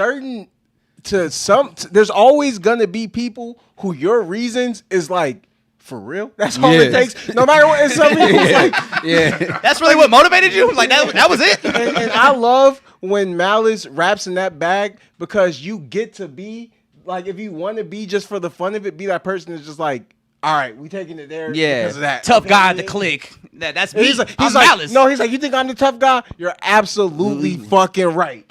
Goddamn right, You bitch. picked the right Clips is us. Yeah. There are some things you don't discuss. Like, he gave you 10 things you can't say to him.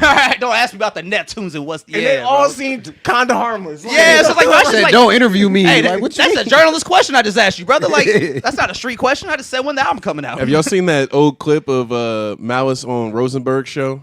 Where I think he asked about his wife, or he was like, is she religious too? And he just sat there and stared at him like, I'm really just trying to figure out like how to answer this, or if we should just move on to the next question. And it was like an old clip too. Yeah, that's like probably when he just left the Clips. Yeah, literally. So he just, like I say, he was still in that transitional period, bro. He was dangerous. Yeah. He was dangerous. Actually, so fun fact, this is how I know like Malice is the one that has to like keep push, like, hey, yo, big brother, like, reel it in a little bit. So on the Breakfast Club interview, Charlamagne was talking about like, oh, you got that video, Travis Scott crying, right? And Pusha T's like, what? He's like, yeah, and so be it. You said you had a video of him crying. And Pusha T goes, Oh, that's not a video of him crying. Malice goes, "Hey, chill, Calm down. yeah, like, hey, nah, we ain't going any further than that." Like, see, like that's the big brother role though, and like seeing how Malice has moved with Push by his side at this point in their career, it's like I could see Malice having to get pushed out of some shit when they were younger, probably. Yeah. And having to be that enforcing role in the crew or in the roles they play in the business. Yeah. Yeah, so like I said, man, Miles getting saved was the best thing to happen to everybody else because goddamn. But FICO, great song. Amazing Great song, man. Great song. And then after that, let's see, we got, is it So Far Gone? Oh, it's Glorious Bastards, Ab Liva. Glorious Bastards. Ab Liva. All right, how did it feel to hear Ab Liva on the Clips album in 2025? That felt good. It makes sense. It does. Like He sounded great. The song, Boy, did he have a great verse, bro. Like Did he have a great verse. like that song gave me the most Hell Have No Fury vibes out of the whole album. Was Inglorious Bastards. That was definitely. I love the spamming of the tag. This is culturally. This is culturally, and that's a great song to do it on. Like that's a great fucking song to do it on. It really just has that mixtape feel. Like they drop a little B.I.G. reference in the hook, which I thought was a great homage to like the East Coast sound that they were on a run on with those like last 4 tracks. Yeah, and I feel like Push definitely has perfected like the Biggie flow, and that was 100%, like a moment 100% to show that. And I just love. How do you feel about the clue drops? It was dope. Yeah, like I mean the whole energy, like the whole song had a great energy to me. Yeah. What about you, Alex? about the Inglourious Basterds. I mean, amazing song. Yeah. Like I don't. It ain't y'all saying it all. My fault. I'm just reading through some of these lyrics. Anything you want to touch on? Shit. Back then, he worked under the. I don't even know how to say that. Linoleum. Oh yeah, back then hit the work under linoleum. That got me standing on this podium, chop the roof off. This Malice. Talk. Yeah, it's Malice, bro. It's like, the reform one. This the is one of them moments where he's like, "Oh yeah, we back up." Hey, this motherfucker Ab Liva came in crazy though. Been playing in the snow like Rudolph in that two-door, Roop helping me cool off. Chains on me like Slick Rick the Ruler. Seats white, but the 6 blacker than Umar. Yeah, like it's like classic re-up gang. shit. Classic Yeah. re-up. Yeah. Ab Liva got like that. He got one of those voices. Hey, where yo, it's Sean, like you relax. feel it. Relax, Sean. What is it? That's crazy. What'd he say? That's crazy. Anything you want to touch on? See, if I would have said that and like, hey, yo, pause, everybody looked at me crazy in this room. Nah. That's. I mean, I'm already in timeout, so Yeah, that's right. We're about to fire our producer. man, No, I'm just kidding. I'm been just shooting kidding. from the hip. So after we get done with that little like straight, classic rapping run, we get to So Far Ahead. Mm-hmm. I love this song. Me too. I love this Me song. too. Now, It took me a minute to catch it, bro, but it is nuts. bro, the grass is greener on each side. And- I done been both Mason Bethers. Yeah, that's a great bar. I done been at both fitness sections. The same hands that used to whip work, watch me turn them both into blessings. Like, come on, man. Mouse was going crazy. I'm not gonna lie, the MVP of that song for me is Pharrell Williams. For real. Explain. It's beautiful. He's so far ahead. Yeah. And that really is how you could describe So Far Ahead, because it's so much shit that Pharrell has done that you niggas don't get. I'm just gonna say it, bro. You niggas don't really understand Pharrell, bro. Like, and he really is. You niggas will catch up, bro. And I'm not talking about no rap shit. He did Life is a Fish. yeah. He did First we Love say, Bomb. yeah, Love say- Bomb. Hypnotize You. Talk He about it. did- You know, Run it up. Inside the Clouds is one of the greatest fucking songs you will ever hear in life. He's so far ahead. He really Wait, is. is that your favorite NRD project? What? Was it Life is a Fish No, we talking about Nothing? or Nothing? Yes, Nothing Life is a not. Fish is something. Nothing is not my favorite NERD project. But there is so many great songs on that. My favorite NERD project is honestly In Search Of. But Yeah. I feel like there's so much, like, bro, when niggas say what their favorite Pharrell shit is, it never be the shit where he's really showing you who he is. He was trying to save the world with that. Yeah, that bro. project. Like For Pharrell real. really makes beautiful music, bro. Like Wonderful Place from Fly or Die. Yeah. Like yeah. this nigga is Such a so wonderful far place. ahead. You niggas still are not catching up to this shit that P is doing. Bro. Hey, the craziest fun fact I learned about one of Pharrell's beats was Stir Fry. He made that shit in like 2010. But see, that's what I'm talking about. Like, talking about, he but made why- that in but why are we- 2010. This is what I'm saying. Why are we talking Stir about fry? Stir Fry? Stir Fry. Why are we Migos. talking about Stir Fry? Because he made it in 2010. I don't. And it it's came not- out in 2018. But this is what I'm saying. When we talk about Pharrell, we gotta have those moments where we just leave it just for them ones. Them ones where Pharrell just ascended to nigga. He's killing niggas. I'm not talking about rappers. I'm talking about musicians. Period. Pharrell has shit that people do not get, bro. I swear to God. So far ahead is one of the moments where he's really telling you what it is with him and his legacy, bro. He is really so far ahead of niggas. You niggas really don't. He is the head of Louis Vuitton. Like, that's crazy.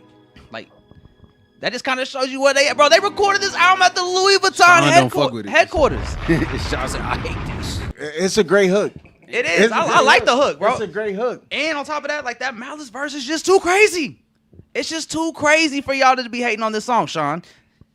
Yeah, so far ahead is one of my Like, so far ahead is definitely one of my favorites. That's definitely one of the highlights of the album for me. Me too. Even just recently, bro, Pharrell dropped some shit. It's called For Real. It was on the Piece by Piece soundtrack.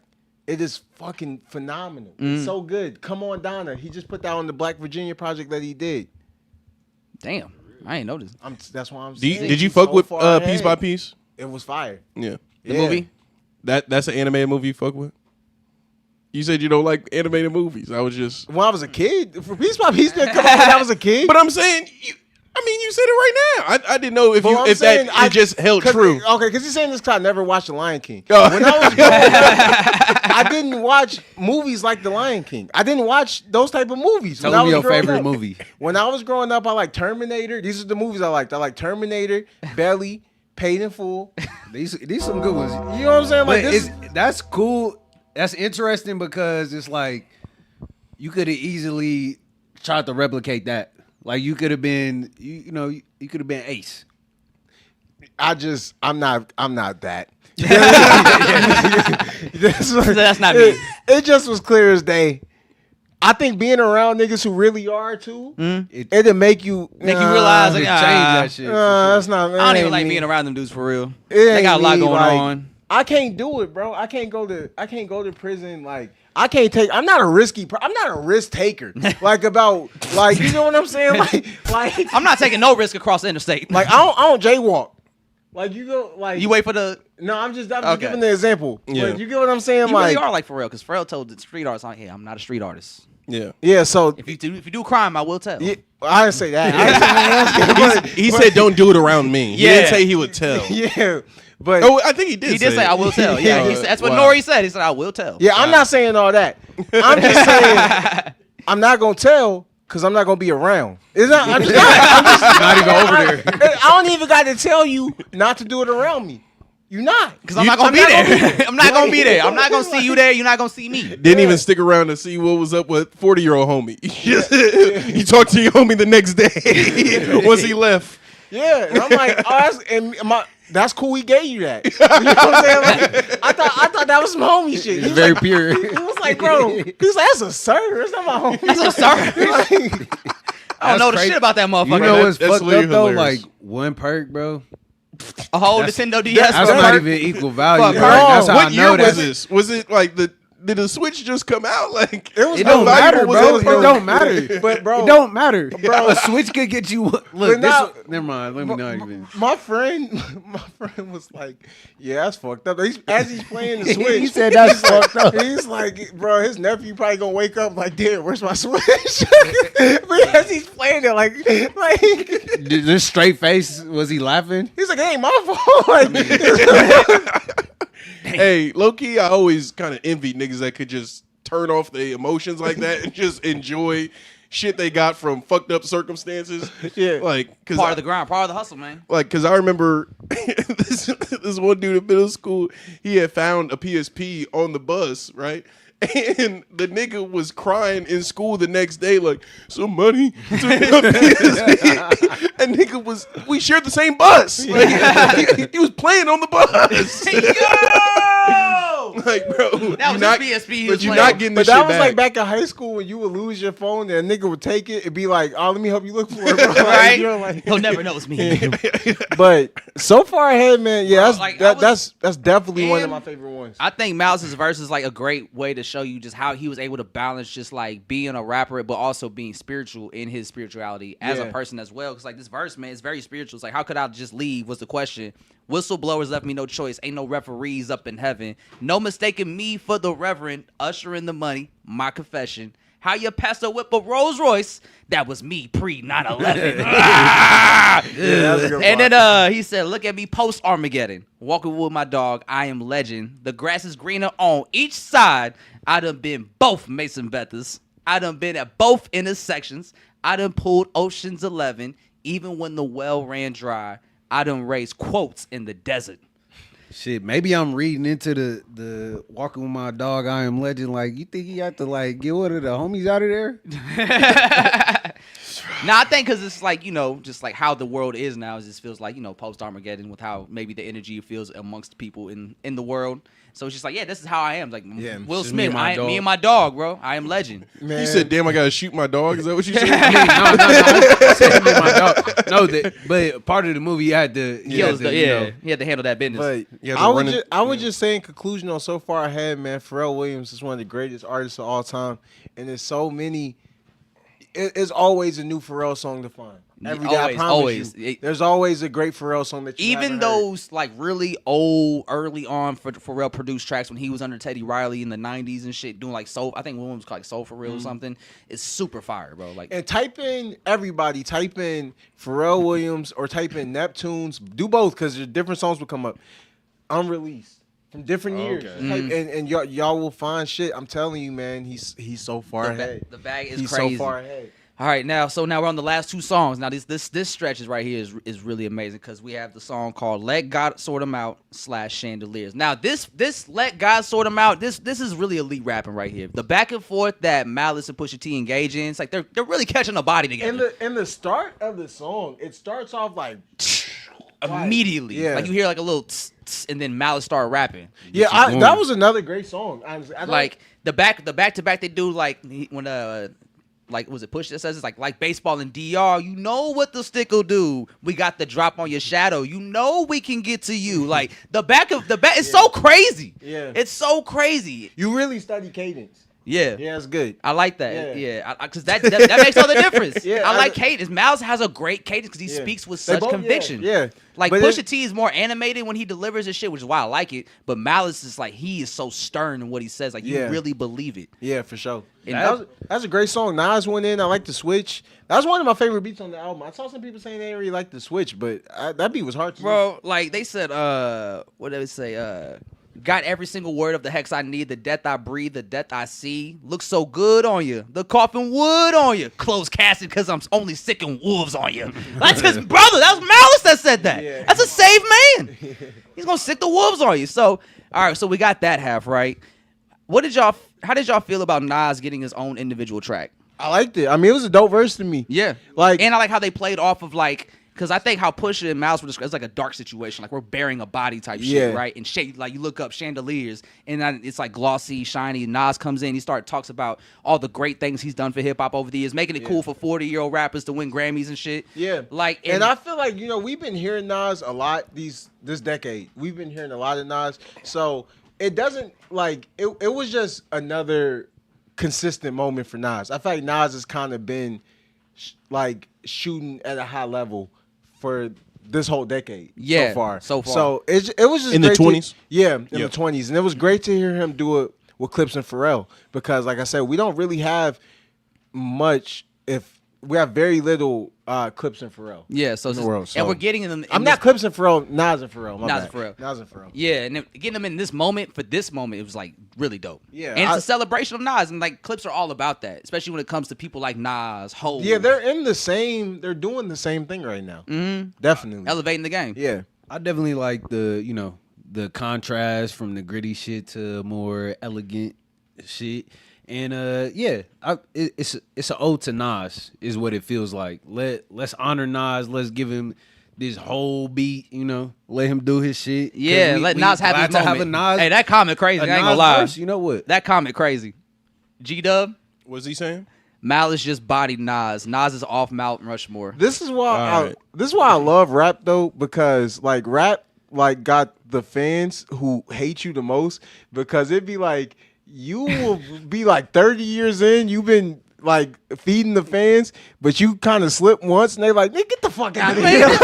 This nigga washed. Larry Holmes, flabby and sick. But it's good, man. It keeps you on your toes. It keeps you sharp. I feel like, And how you use your pen, keeps your pen sharp. yeah, because Makes you it's step like, that shit up. man, if I do something that these niggas don't like, Oh, I'm out of here. oh, and we gotta mention the fact that Kendrick shout out Rakim. Half my hip hop just died again. Half my profits might go to Rakim. That was a great bar. And Rakim's like, yo, bro, I appreciate it. You ain't no joke as an artist. And I was like, bro, honestly, that's like the highest compliment you could ever get from an MC in hip hop. That's an ill cosign. That's an ill cosign. Like, so, hey, drop a bomb for that, Andre. Like, that's huge. That's huge. All right, so now we're on the last song, which is By the Grace of God. Now, my goodness, this song right here, this is the ultimate. I don't think you could have made a better outro than this one for this Clips album. This was the perfect full circle moment for a Clips album that comes out 15 years later. And it's like, what, almost 20 years now since Lord Willing? 20? Actually, yeah, it's like 20. Yeah, like we getting close to 25 if we're not there already. It'll be in 2 years. I think it'll be 25 years. Okay. I thought it was like 2002. 05, 06. So it's like what, 23? Lord It's like, Willing came out in 02. yeah, so it's like 23 years old right now. 23. Okay, I got you. Yeah. But this song talking about their time in the game and be able to make it out on the other side while those who were in the game, their peers or the competition, like didn't. Because like we said earlier, the only way out in this game is dead or in jail. And by the grace of God, they were able to see the other side and come out on top and come out like healthy, happy, and just, with all the riches that come with it. Yeah. My concluding thing I'll say about the album is just, I thought it was a great album. Sitting with it more, I'm really getting into it more. There was maybe one or two joints that wasn't the strongest for me, but overall I thought it was very consistent, and I thought it was just a great thing to hear Malice just deliver such a great performance on the album. And he killed every single verse. He didn't miss a step. It was amazing. He said, Push. what did he say? I didn't disappear and reappear without a voila. Yeah, Like that, yeah. he really did that. Like Yeah. he didn't miss a step. And with Push, I mean, just consistency from Push. Push has been doing this. He's been rapping at this level. He's doing it again. Don't let how good Malice is make you underestimate what Push has been doing. They're both incredible. Pharrell is incredible, but I do think as far as rap goes, this is a return to form. This is the best rap. These are the best rap beats that Pharrell has made in a long time. I still do think that Pharrell makes good beats. They're just outside of rap, like the shit that he does on the soundtracks or the little loose things. Snow Allegra. Yeah, when he experiments. But you like 2088, so we're going to move on past that. Okay, Go ahead. But when he experiments, so I think he's had good production, but this is the best rap production that he's done in some years. In a long time. Would you say this production on this album is better than it was on It's Almost Dry? Yes, Okay. definitely. Bet. But Brambleton was great. Brambleton was really a great. I like Call My Bluff song. too. That was Brambleton. Pharrell did that one too. Crazy. Yeah, I that's probably one of Push's best songs to me too. But Alon yeah. Hubbard of the cupboard. but yeah, no, I think that, the three of them, they came together. They did a great job. Obviously, we wish that Chad Hugo could have been involved. Yes, but they're all legends. This goes on Chad's legacy too, because without Chad driving them to New York, this moment to shop wouldn't be music here. So man, like just praise to Star Trek. Praise like, the Star that's just how Trek. I feel, man. You Praise feel to me, Star man? Trek. What a legacy. What a Yeah. family. Now, all right, so I got to ask you this, Ty. I'm going to let you have this moment. I saw yesterday Rob Markman post a video Yes. of him saying that he Yes. believes Yes. Let God Sort Him Out is the best Clips album. Yes. You responded and opposed to it. So now I want you to tell us not only why do you feel Hell Hath No Fury is the Clips' best album, but also why you feel it's a top 10 hip-hop album of all time. Because it is. Why? Listen to it. Like that's one of them ones that's simple, bro. Like from track 1 to track 12 on Hell Hath No Fury, we have perfect production, perfect rapping, at the same time maintaining all of the basis of the shit that they were influenced by, from Purple Tape to Biggie to Nas to Jay-Z, and not just the classics. You get Volume 1 Jay-Z. on Hell Have No Fury. You even get them competing with Jay-Z currently because those beats were beats that could have been Jay-Z's. Yeah. So not only is Jay-Z is an inspiration and a competition at the same time. You get them dealing with, so this is the climate of rappers that they're existing within and that they're putting themselves within, doing it to the strongest, to the fullest.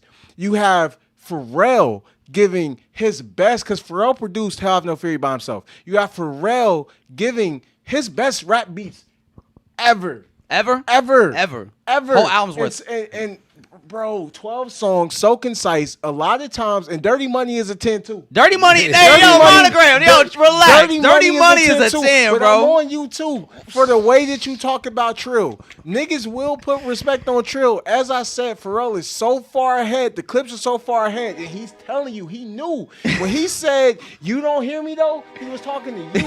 You don't hear him. Trill is one of the best songs ever. This nigga Malice started his verse off, "It's me, ma. You ain't dreaming. Bitch starstruck, damn near stop breathing." Like, bro, this is Malice before God. Like It got real scary. Oh, okay, Monogram.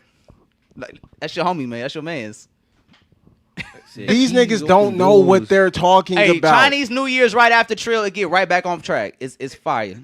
Bro, Trill is better than Chinese New Year, bro. Trill is better. I don't know about that. There is no. Why is you here? Let me get back centered. Go ahead. Let me get back centered. We'll get to that. But yeah, keep going. Hell Have No Fury is a top 10 rap album of all time, and I say this to Rob Markman directly. And I really do love his work, and I've been listening to Taylor Alderdice a lot this year. Classic mixtape. Yeah, salute to Rob on that. Great moment. Did the I Feature interview and did the Wizards. Big part of my childhood. Yeah. But, oh, this is the camera to look at? All right, bet. My bad. I wasn't supposed to say that out loud. Okay. He looking at the monitor. Hell Have No Fury is a top 10 rap album of all time. If you want to say that this new album, great album by the way. Great album. If you want to say that this new album is better than Hell Have No Fury, then I need you to be prepared to tell me that you put this album on the same level as Illmatic. It's Ready to Die. All eyes on me. All Eyes on Me. Me Against the World. Midnight Marauders. Ready to Die. Low End Theory. Reasonable Doubt. Whatever you think the best rap albums are, you better be willing to tell me that this album is on that level if it's better than Hell Have No Fury. Because I will tell you right now that you could take any rap album and put Hell Have No Fury next to it, and Hell Have No Fury will stand tall. It might not be better than every album, but it will hold its own against any album. And I'm actually going to take it even further and say that it will hold its own against any album in the history of music. It's one of the greatest albums ever made. It is perfect from start to finish, including Trill. If you don't understand Trill, then Pharrell was talking to you on the hook, nigga. You don't hear him. He is so Trill. Your girl, all of his girl, he's so Trill. You don't understand. He's talking to you. He's talking to all of you. He's talking to you. So if you feel that way, if you feel this strongly about the Let God sort him out. Yeah, to let God sort him out. If you feel that strongly about it, then all right, I'll let you say it's better than Hell Have No Fury. But I just, for some reason, can't see you getting on this camera with this much passion about Let God Sort Him Out. It's a great album. Great album. It's a great album. And I know you said you didn't form your opinion in 24 hours. You formed He had in it for like a month. You Yeah. formed in a month. Well, I formed my opinion on Hell Have No Fury when I was in 7th grade 10 years ago. I've been listening for 10 years. I listened to it this week. I felt that way when in 7th grade. I feel that way right now. Hell Have No Fury is one of the greatest albums that has ever made. Praise Star Trek. Praise Star Trek. Drop a bomb, Andre. There you go. There it is right there, man. Yeah. All right, so let me ask you this. Does this album, Let God Sort Him Out, change your rankings where you rank the Clips in all-time rap groups? Yes. And when I say groups, I mean duos. 2 people. Yes. But that Well, no. Groups, yes. It makes you move them higher. They can't go any higher for duos. They're like 2 for me. Okay. Yeah. Then What's number 2. 1? Mobb Deep. Outkast. Outkast, yeah. Oh, okay. Oh, you got them over That Mobb Deep? Yeah, that makes sense. Man, Stankonia. I'm telling you, you got Clips over Mobb Deep. Yeah. Oh, clips over Mobb Deep. Yeah. Oh, okay. My bad. Because I know how you feel about Outkast. Clips. Yeah. Personal. Nothing against Mobb Deep. Personal preference. I grew up listening to Clips more. Their production is more in my alley. I love Mobb Deep too. I respect Mobb Deep. Got into Mobb Deep after Clips. Clips is just more what I grew up on, what I'm familiar with, and I just relate to the sound more. I'm more inspired by the sound.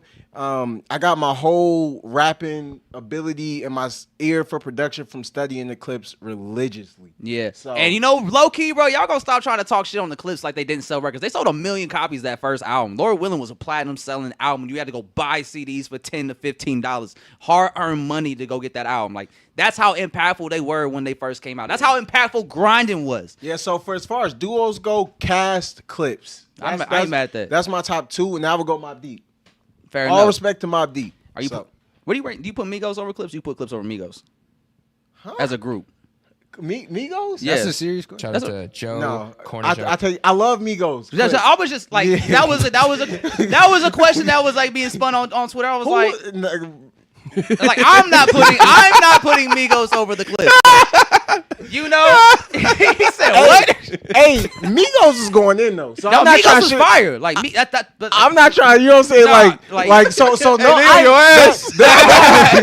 That had to throw it out there. That Just hum had to wasn't. throw it out there. That hum wasn't to downplay Migos, but like I said, I think I weird made to it. bring it up. I think I made it. It's very weird to just. I I'm curious. We were just talking about groups. So I think I made it clear how I felt about the Clips. Oh, See, all right. Hey, listen, the way I look at it, right, is like if you think the Migos are better than Clips, I'm not really gonna argue with you because I feel like there is an argument to be made depending on where you want to stand on that argument. For me personally, I put Clips over Migos. SK, we got two questions, or I got two questions, not them.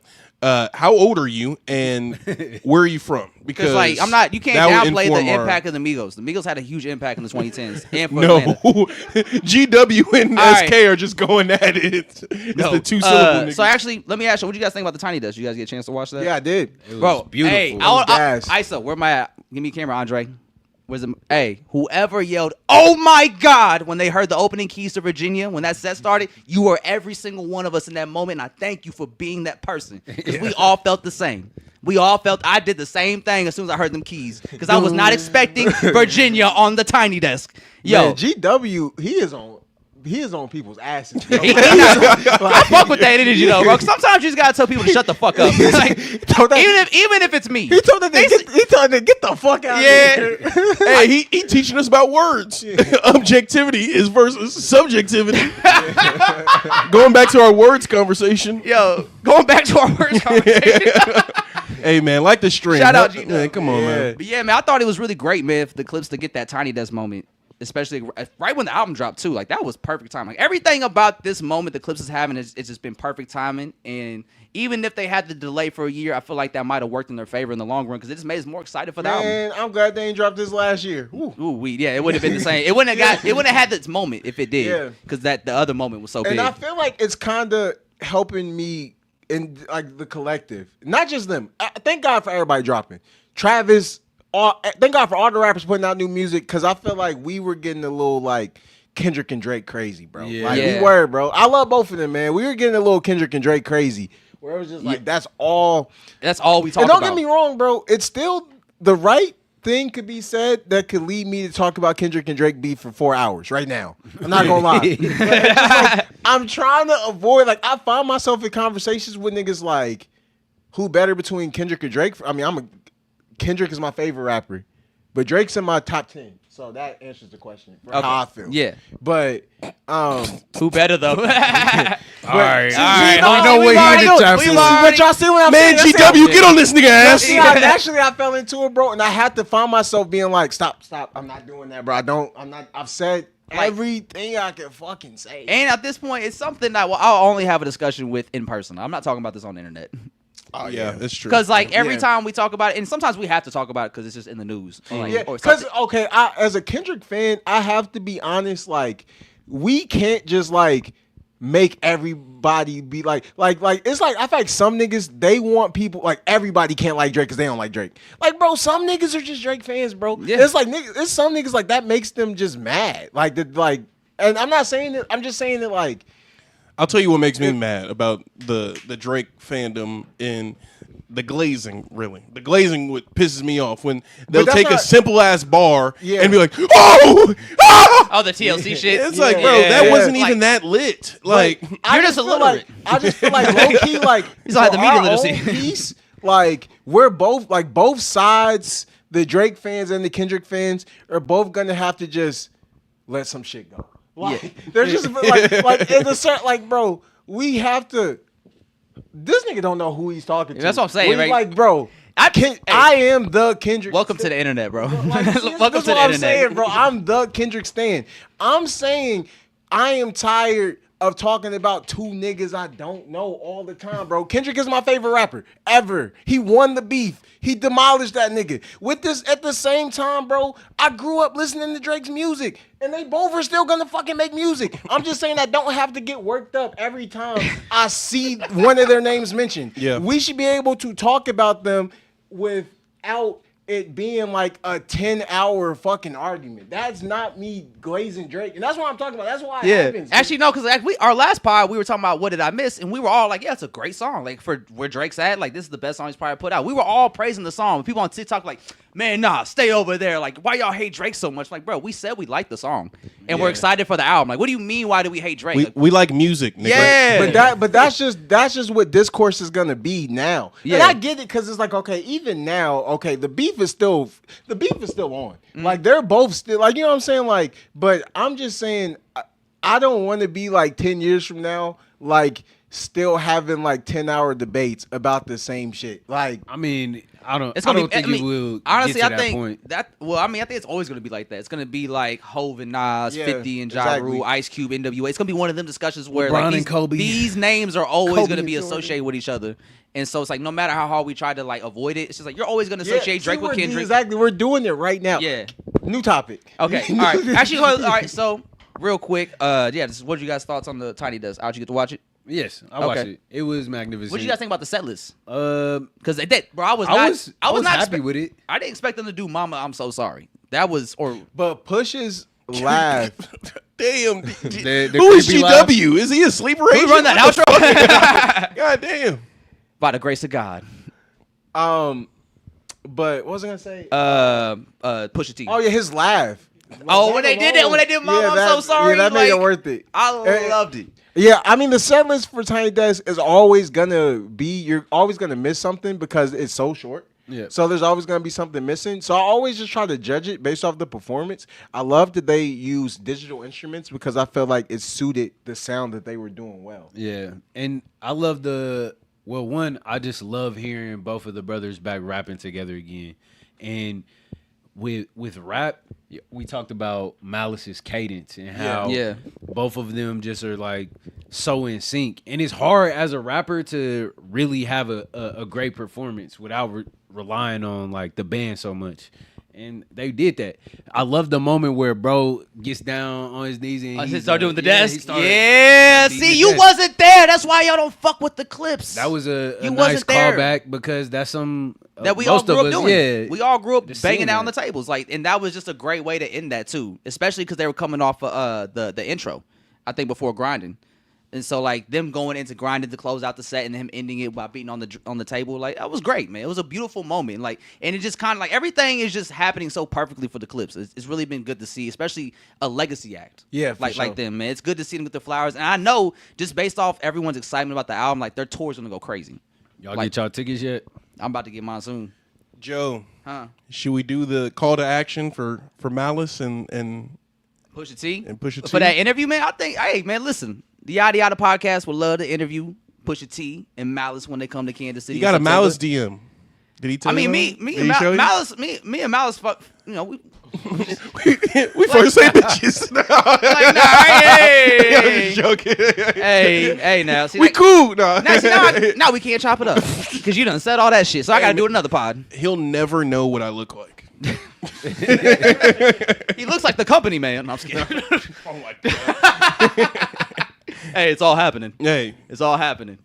Justin Hunt. All right, go ahead. But are we doing? Or are we moving on? This is called to action. Oh, It's the call to action. The call to action. Oh, Okay, do it, Joe. Redo it. Andre Redo it. over here. All right, man. Pusha T, Malice. We would love to interview you on the Yada Yada podcast, man. It's obviously that we fuck with the Clips pretty heavy. We're huge fans. It would mean a lot to just, even if we don't get an interview, let us shake your hand and say thank you. I would just love to do that.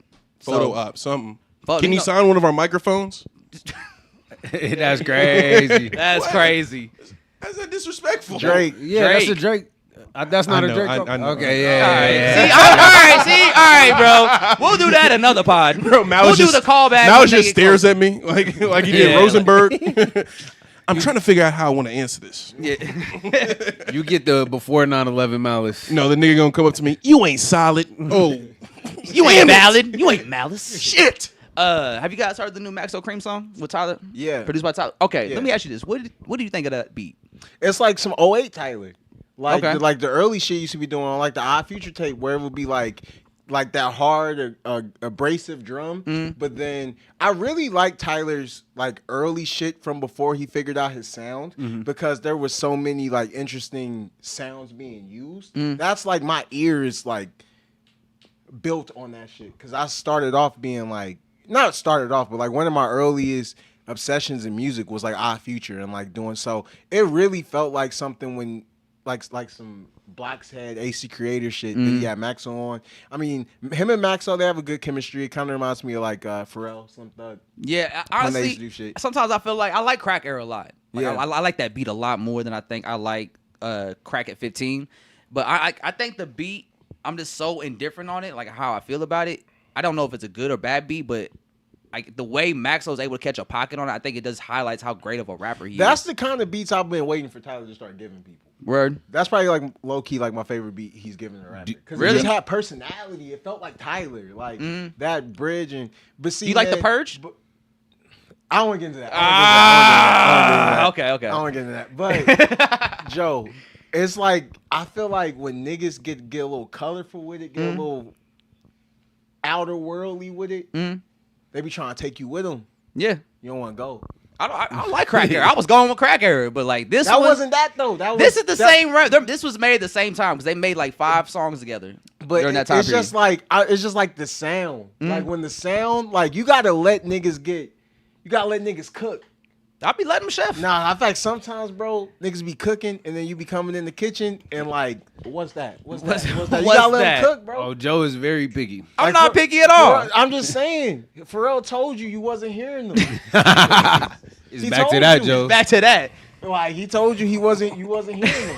And then what did you do? You Didn't doubled. challenge that at all. He doubled down. You said I don't. I went to Chinese New Year. He skipped it. He just moved on. Hey, I knew when I put that picture up, I was like, I know you're gonna say something about this screenshot. And you, sure enough, you did. You was like, bro, stop disrespecting Trill. It's bro, because I've played Hell Have No Fury so many times. Trill is my favorite song on the list. And I just showed the homie who never heard the album just yesterday. Showed the homie, never heard it.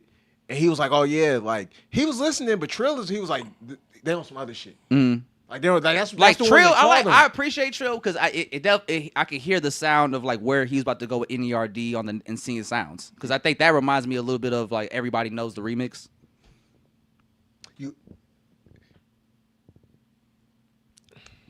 I don't know, man. I don't know, man. Because I get what you're saying, but I feel like Trill is just like so much more out there, and like not like I don't like the Everyone Knows remix. I mean, it's not feel- the best song, but you know, it's good. I like Yeah, it. I do like it, but I just feel like the Trill beat, that's probably like one of my favorite beats Pharrell's ever made. For real, bro. It's crazy.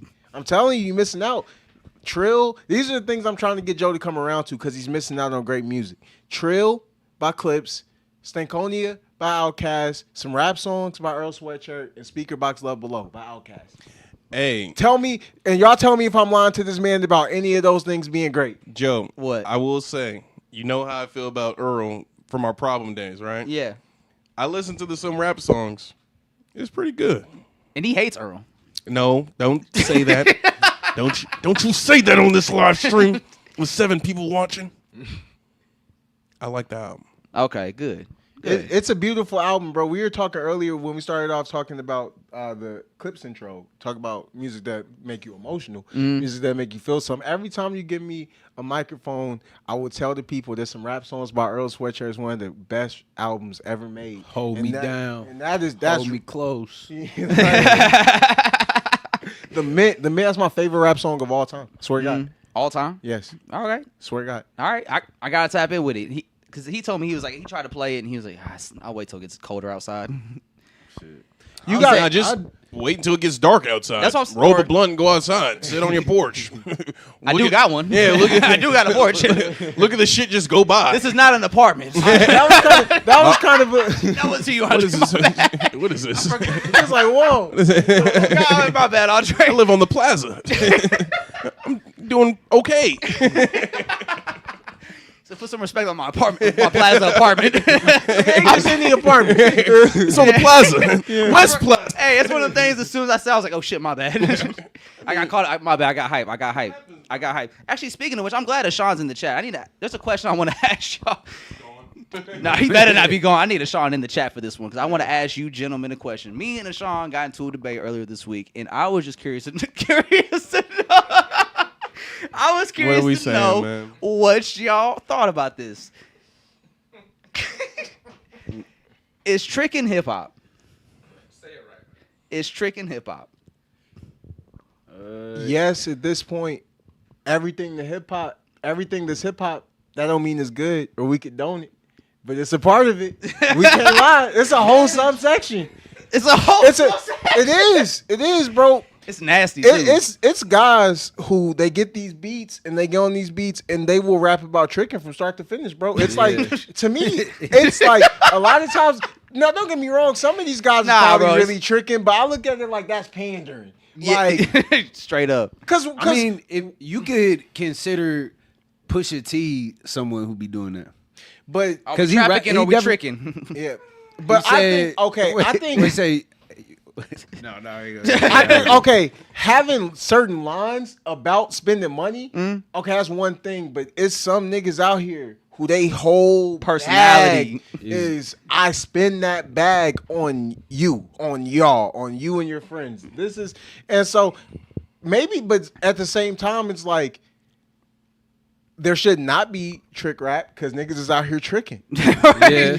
We don't need that shit in It's hip-hop. a part of our community. And like, if you have money and you got a girl that, or you fucking with that you want to spend money on, cool. That's cool. Do that. That's your girl. But if you just spending money on women you just trying to have sex with, like, all right, man, like, that's tricking. You know niggas do that aren't rappers too? Yeah. Niggas I do that all the time. They just cash they used to be rappers. Just want to say hi. I don't want to be too woke, but there's something to be said. Oh, Joe. What? Oh, never mind. We can keep going. Nah. Now we're gonna come back to that. That's crazy. What, man? Go ahead. I feel like I'm gonna kill the vibe. We all laughing and shit. I don't want to get too woke on y'all. Somebody told me, it's like, bro, you gotta do this. You gotta just send the money. I was like, just send the money. Who are you? Just buy her a purse, bro. Like, I bought one girl a purse, and that was my girlfriend at the time. Like, that's the only purse I bought. She was my girlfriend at the time. Send her some lunch money. Ain't nothing wrong with buying your girl gifts. That's what I'm not saying. What's weird is buying a drink for a girl and thinking that she gotta have sex with you. Or that's the weird. end. Or buying a meal for somebody and thinking that this is what you get. You know what I mean? And that's not even tricking though. Cause a meal drink, that ain't tricking. That's just typical. That's not even no flex. Yeah. A card. And then that's courtesy. That's courtesy. Step it up. When it's your girlfriend, bro, can't nobody tell you like how to love your girlfriend. If that's what you want to do, bro, like you already are kind of stepping out of bounds. So it's like when you're talking to a nigga about his girlfriend. That's why, like, if you're in a situation with like a friend, if you're gonna bring it up, something about him and his girl, it needs to be like something that you're willing to lose the friendship over. Like, because it's already like you can't really tell niggas how to interact with their girlfriends. Tricking though, there is trick rappers. They that's just what name one. And they are the worst. They are lame. I don't know their names because that's not. I'm not listening. I'll listen to I them. swear to you. I'm not listening to it. But I just hear it on Twitter, like, oh, I buy you this, I buy you that, I buy you this. That's what the whole shit is. That's the whole discussion. And what do you want me to buy you? And I can't be mad at it because that's how much money you want in your Cash App? Like, bro, it's when niggas use it as a DM. Like, what's your Cash App? That's the first thing you say. Line. That's the first thing you say in the nigga. But bro, people. it's happening. So we gonna have rap about it because it's happening. Yeah. I can't even be mad at it. It's just not to each his own. To each his own. And I'm not one of the moans. Yeah. I'm not over there. I'm not over there. This nigga made a comment from the inside right the house. He's sitting right here. Hey, Joe, cheap as fuck. Put his whole government on that Right. bitch. Can't even hide. That's not the roommate. Hey, Joe's gonna pay for the meal, but you gotta buy dessert. Man, All right. Feel me? you Like, got to get the Uber back. is it hip hop to go 50-50? Hey, Hell no. no, I think that's a Hey, red pill hey. talking Hey, point. no, I'm not gonna lie, bro. Red I'm pill not gonna talk? lie. That's red pill talk? Talking point. Oh. Going 50-50, if we think about it, there are like the rappers who they're like comrades. You know what Oh, I'm yeah, saying? yeah. Like they're just like they're rapping about the economy, like fuck the economy, fuck capitalism. You know, with them we need a tribe. It takes a tribe. I think it's all hip hop because hip hop is what's going on in the world. If that shit's going on in the world, then it's hip hop. Ain't nothing wrong with going 50-50, man, especially on the 8th. Man, Especially on the 8th. Or But Or that's instead, another push thing, though. He said, "You and your bitch income combined." damn, I guess I'm not Malice.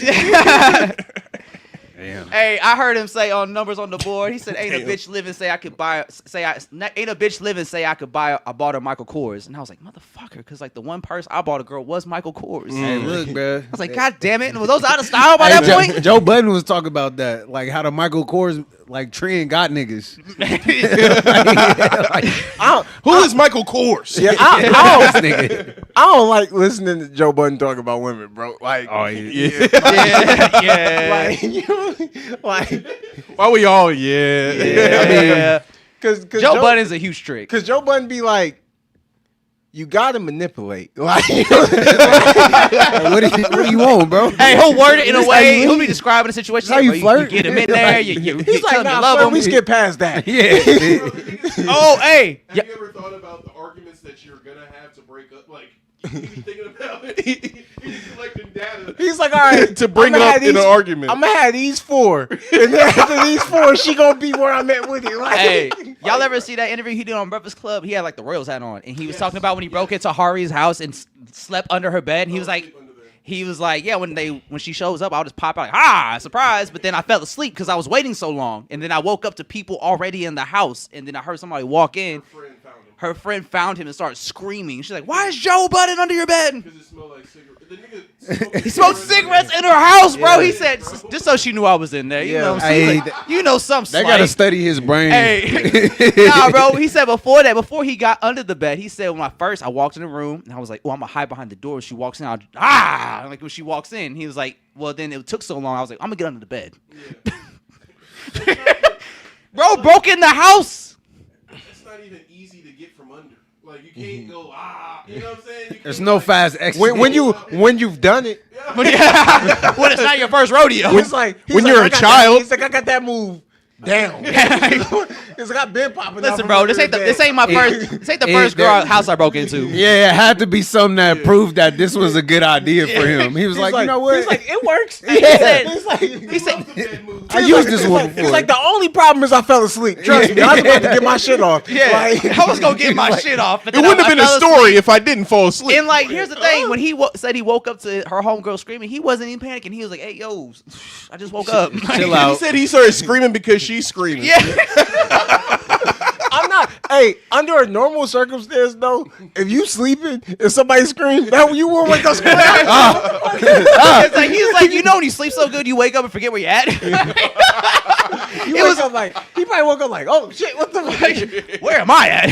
Who are you? You tell me, nigga. Like, why are you into Harry's house? Like, bruh. He said, yo, check this fly shit out. So here's what I did. I saw she was out hanging out with her girls. They was out kicking. I was like, all right, check this out. I got some fly shit for you. Pulled up to her crib, broke in. Had an extra key. I knew where it was at or some shit like that. Like, this motherfucker You was remember when wildin'. You remember when Maul was like, I seen my ex girl out with her new man. Oh, And yeah. then, yeah. Like I sent the bill. And was like, don't fret, my nigga. I ain't hitting that no more. Oh like, nah, he was like, what he order her a drink or something? It was Oh, he some covered he covered the tab. Yeah. Yeah, Both he of they was like, tabs. he saw her out. He said what up to her, or whatever, and he was like, yo, check this fly shit out though. So after I got done talking to her, I walked over and I was like, I covered the tab. And it was like, bro, that's not fly shit, bro. You just paid for his date with your girl. Yeah, and he went home and pile drived her probably. You know what I'm saying? Damn, a free meal. Free You know, about to meal. get some cheeks. When keeping it real goes Okay, wrong. All right, so what would you do in the situation I would be where pissed. that man paid for your meal? I'm not gonna lie. I would be like, I would maybe feel I don't know. It depends. Like, I guess I would maybe feel away, but if I'm about to go clap, if we still leaving together after this is over, It all like, depends I'm still on winning. how the night ends. Yeah, like if we end it, and I'm the one clapping, I won. I'm not gonna lie, like I definitely because I'm a man. I got we all have like a dumb Pride. Yeah. the logic and reason. That shit don't matter. That shit could go out the window. But there's another part of me that I love saving money, bro. So I wouldn't be mad. So I would be like, damn, that bill was kind. I'll probably be in my head like, I'm mad that this nigga paid, but also I should have got some more shit. Man. Like, If I knew that about that, I think it depends on how the girl reacts. Like if she's like all bubbly because he paid, it's like, well, bitch, I was about to pay too. Like I don't feel like there's any scenario where the girl is like, "Oh, this lame ass nigga paid for me and my girl." Like, wow, so you're not gonna pay for the meal? You're gonna let another man pay for it? Like, hey, I didn't even know he was paying for the She meal. probably ecstatic, honestly. She like, ooh, that nigga paid for my. This nigga still care about me? Like, I don't know. Don't fret, my nigga. So tricking is hip hop, huh? Is the moral of the story? It's a lot of shit this hip hop, bro. Like if I started saying some shit this hip hop, it would get uncomfortable. A lot of shit is hip hop. We talked about that. I like what Ty said about hip hop being about what's happening in the world, and I feel like that's where we should It always end leads at. culture. So if Trick is cool, hip hop made it cool. Fuck Meek Mill. I blame him for it.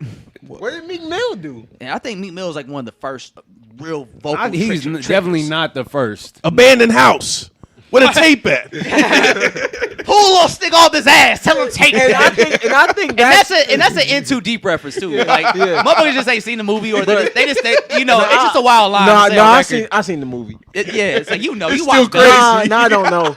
I just seen the movie. You seen In Too Deep? You know what I'm saying? Yeah. I seen it, but that don't make it okay. Like, you know what I'm saying? I just don't know why you'd want to say that in a line on a record. Tell him take that. Take that, yeah. Tell him take that. Hey, the LL Cool J movie's even crazier because the word is that scene was not written in the movie. Like LL Cool J wanted to do that last Nigga minute. went off script. Man. So as I said, bro, it's a lot of shit that's hip hop that is not okay. that we don't want to talk about. Get real uncomfortable real fast. You know what I mean? All right. Speaking of hip hop, I want to ask you something. So Nori was on a media run. He was just on a media run for some reason. Like he was showing up just flexing with his braids. and just to talk about all his This shit billionaire was friends. kind of crispy. I ain't gonna lie. Hey, that them hair implants look nice. Like 15 years, get hair and want to act like they always had it. Yeah. All right, bro. Like you clearly got fake hair. More power to you, but like, Yeah. He said that's his booty hair. I ain't saying none of that. I just know that hair wasn't there in 2012. Okay. That was kind of crazy. Like you saying, like, so you saying that's his ass hair? No, he said Yeah, that. I know. I'm just saying, like, nah, like, it's not what I was saying. Like, How about now? Hey, somebody hear me and hey, Larry. What? How about now? Oh, 1, 2. look. 1, 2, 1, 2. All right, hold on. We got some audio things we gotta take care of real quick. Let me know when we good. Not yet? Give him this. Yeah, give me that mic. Didn't we already do this? Whole thing. It might be the wire, bro. It's gotta be. Yo, check. Is it on? Yeah, it's on. Yeah, It's the wire, bro.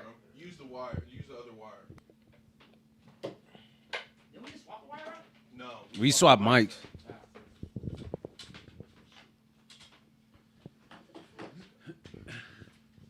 Hold on, don't let it be dead air now. You said what? Don't let it be dead air now. oh, say something. Oh, dead air. Oh yeah. Don't wait on me now. How about those Cowboys? I don't know what the fuck to say. All right, yo, how we sound? We good? All right, Cool. cool. So speaking of hip hop, Nori was on a media run, and he's just been going on media runs for whatever reason. He really just using it as a moment to just talk about like how rich he is and how many billionaire friends he's got and how he knows what the algorithm's feeding. It's kind of annoying, but salute to Nori hip hop. But he was on Bootleg Kev, and then Bootleg Kev was doing the Quick Time with Slime game with him. He was doing the this or that person, right? And one of them was DJ Vlad or Elliot Wilson. And Nori said he is gonna pick DJ Vlad because he said DJ Vlad is more entertaining than him. So I wanted to ask you guys that, like, as a media personality, as a journalist, do you have DJ Vlad over Elliot Wilson? And I'll say me personally. Even if I did, I'm not even going to say that because I'm not letting Vlad get that over Elliot Wilson. I'm sorry. Like, I know we kind of make fun of Elliot Wilson for, like, how he's moved in the last year or two. But, like, I'm not going to, like, let that just completely wipe away, like, the legacy he built with XXL and, like, his role in that during that time period and, like, what that meant in hip-hop when it was the opposite of the Source. After the Source started going on bullshit, like, XXL stepped up and they became a very credible force in the hip-hop media space. And so, like, I know him as a journalist. He's very credible. He can write amazing articles and he can do pretty good interviews if he has the right people around him to help keep it going. But I just think for what Elliot Wilson's brought to hip-hop and what DJ Vlad has brought to hip-hop, I can't put Vlad over Elliot. I can't allow myself to say that. Elliot Wilson is definitely a better interviewer. Like, he cares more about the music. Vlad honestly strikes me like he hasn't really listened to music since like 1992, 1993. The Chronic? Yeah, like, because, man, let him tell it. That's the only shit that's ever mattered. That ever mattered in hip-hop. Yeah. That and Doggy Style. Yeah, but with that being said, I just think Vlad is the only person who gives some of these black comedy legends and black actors and actresses and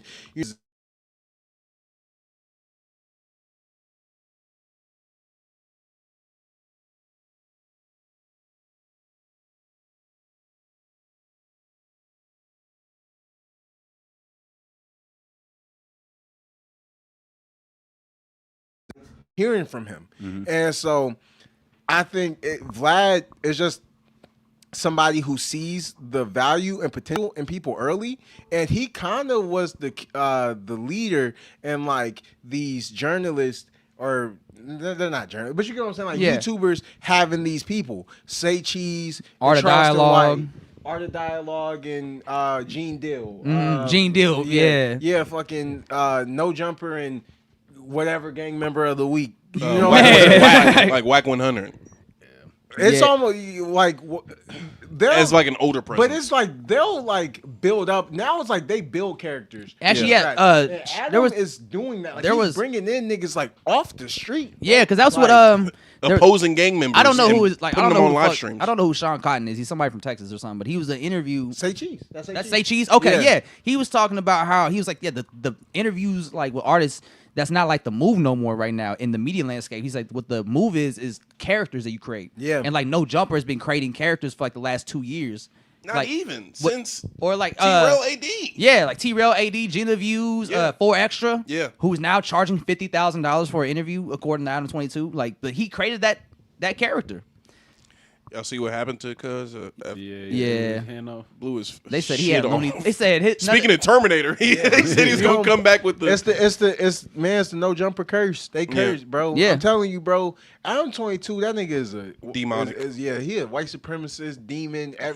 Bro, actually, the bro. Any adjective. I was telling them, the boy, he did an interview with No Jumper like when he first got out after his 10-month bid, and they was talking about the SOB RBE breakup. And Adam 22 just straight up goes, so I heard the SOB RBE breakup was because your cousin killed another member's cousin. And the boy just goes, what? Nah, that's not what happened. He's like, okay, that's just what I heard, like the story was. And I was like, even if that was the story, you shouldn't bring that up to. And the boy's not gonna be like, yeah, that's what happened. But you know, Adam 22, he always does like the white man shit where he's like, I had no idea. He's like, oh, I'm gonna talk in this voice, and if I talk in this voice, and you blah blah blah blah, I'm making the valid point. Da, da, da, da, da. But it's like, bro, you know what the fuck? You know what you're doing there, bro. You're a piece of shit. Like, he's a piece of shit, bro. He's a terrible fucking person, bro. Yeah. He just. Nigga sold. Your That's the wife type of nigga that would hates sell you, his nigga. mama for $1, bro. Yeah. Like Your for wife any hates type you. of profit, bro.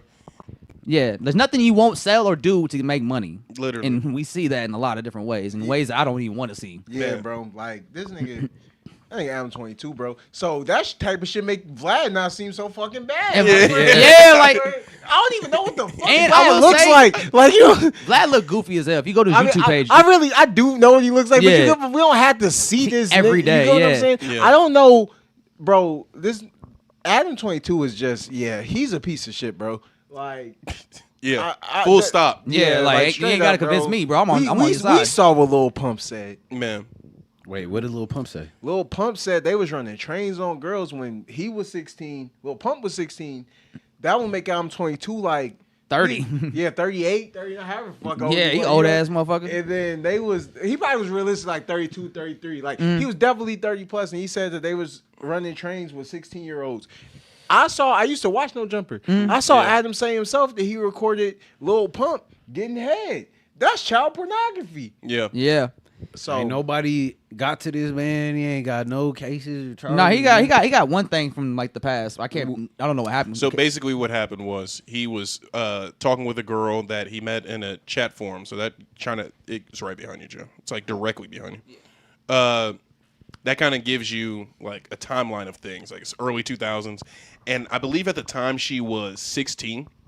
So that's why they call him Adam 16, like the nickname in the Reddit and shit. Yeah. And apparently he waited, quote unquote, until she was 19 to actually link up with her because I believe she was from Canada or some other place, and he's from New Hampshire, I think, or some tri-state area fucking city. That's not New York. And they linked up and did have a relationship once she was 19, but it's like, damn, bro, like you tapped in. and she also accused him of rape. There was Yeah. another girl who accused him of rape. The girl, she had like one arm or something like that. Oh yeah, Yeah, she was friends with Jenna Yeah, she. or Lena. Pardon. Yeah. She also said that she was raped. Yeah. So man, I'm 22, bro. You bogus, bro. Yeah. You bogus as fuck. I've man. been said fuck Adam 22, and Man. they just got a No Jumper Rico that just happened. Motherfuckers still go on there and talk gang shit. So Yeah. motherfuckers just never learn, bro. Motherfuckers will never learn. But back to the question: are you putting Vlad over Ellie Wilson? I watch Vlad more, to be honest. Mm-hmm. But it's because he be interviewing people who I want to hear from. And Vlad Yeah. does he interviews these people that may not be as famous or as relevant in the current moment, but they have a unique story. I would go on Vlad TV. I need to have a conversation with Vlad.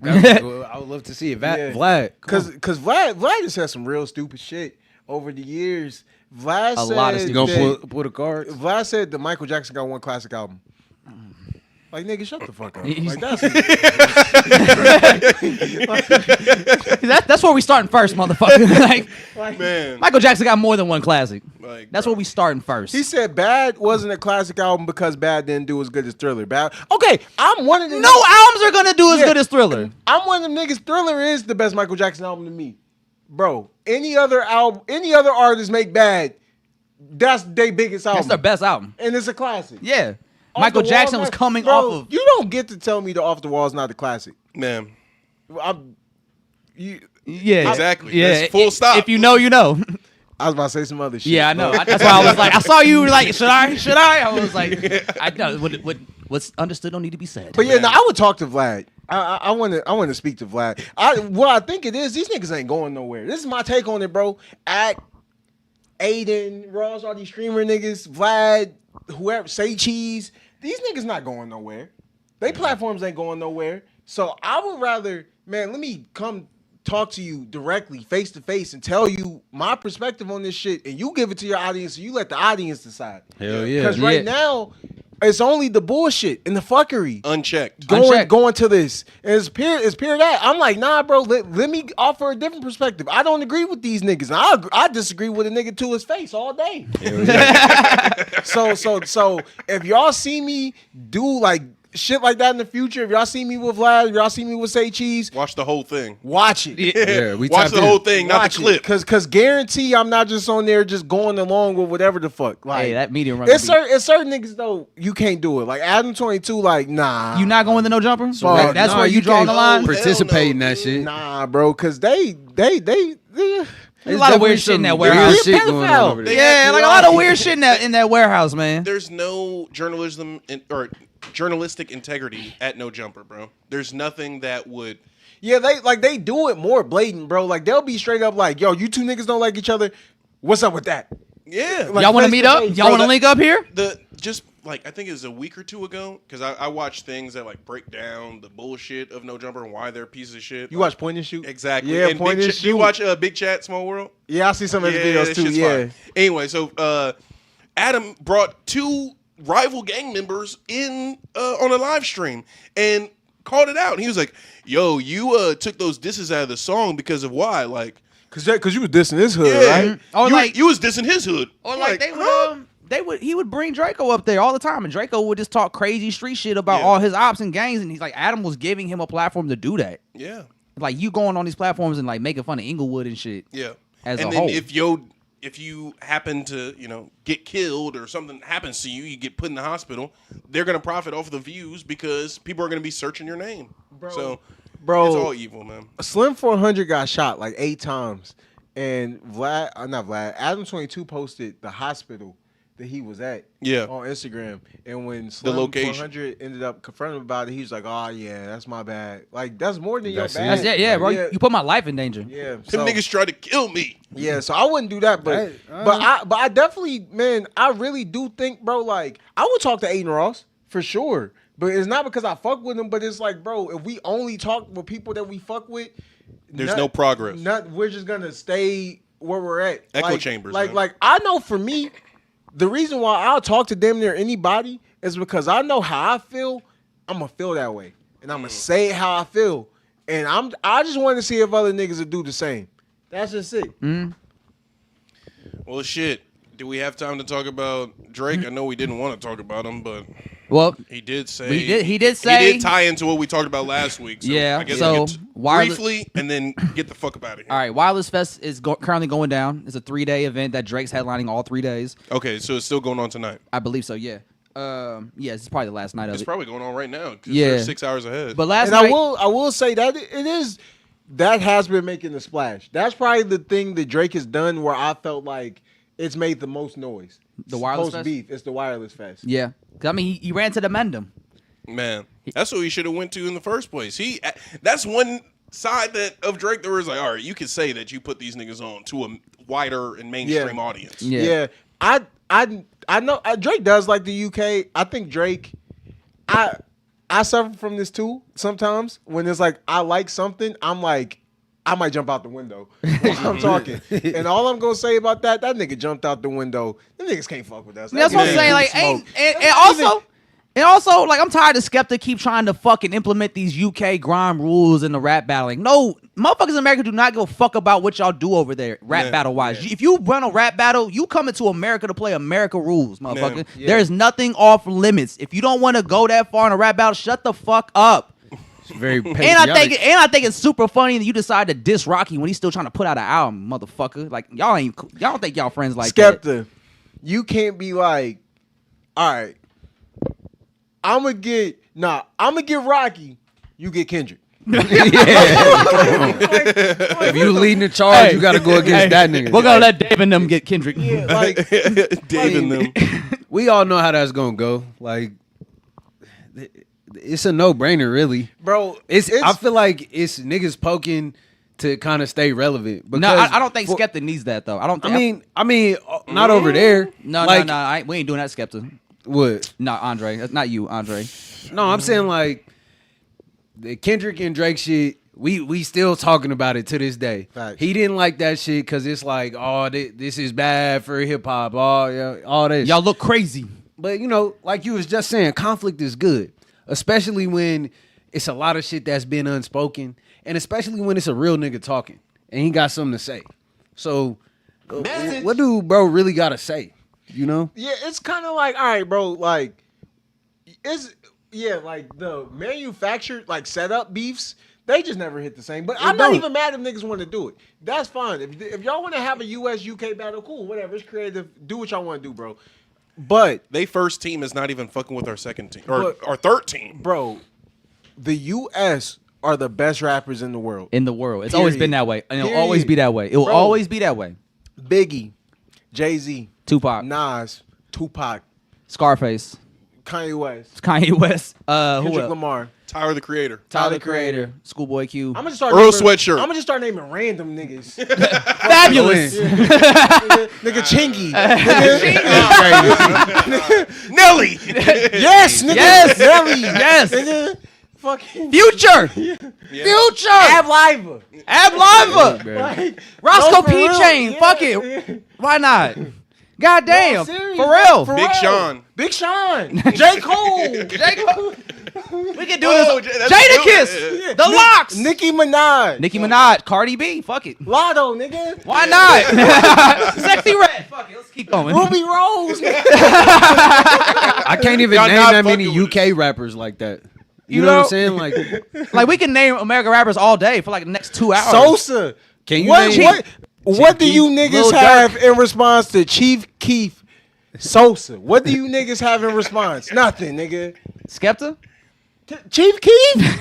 All right, you pick your best 20 Skepta songs. I pick my best 20 Chief Keef songs. We gonna get a room full of niggas. You play your songs, I play my songs, and we let the people. I ain't choose. saying I'm on Skepta side. I'm just throwing the name out there. I Nah, just they said don't, got, Skepta. they don't got nobody for Chief Keef. That's how we Like, gonna settle this? Skepta- Like, is it a versus like that? Is Hey, it hold like on, we going actually, song let's for song? Let's do it. Let's pick the 20 best American rap songs versus the 20 best UK rap songs. Shit, you could put the world with that bitch. Like, Yeah, you give- can put the world versus the U.S. You know, like in basketball, the Yeah. world versus us, yeah. like come on, the U.S. nigga. And it's like niggas back rapping again. But when, like, but when it's the world versus us, it's like, damn, the world played 20 Drake songs. Like, oh God, Drake got a feature on all of it.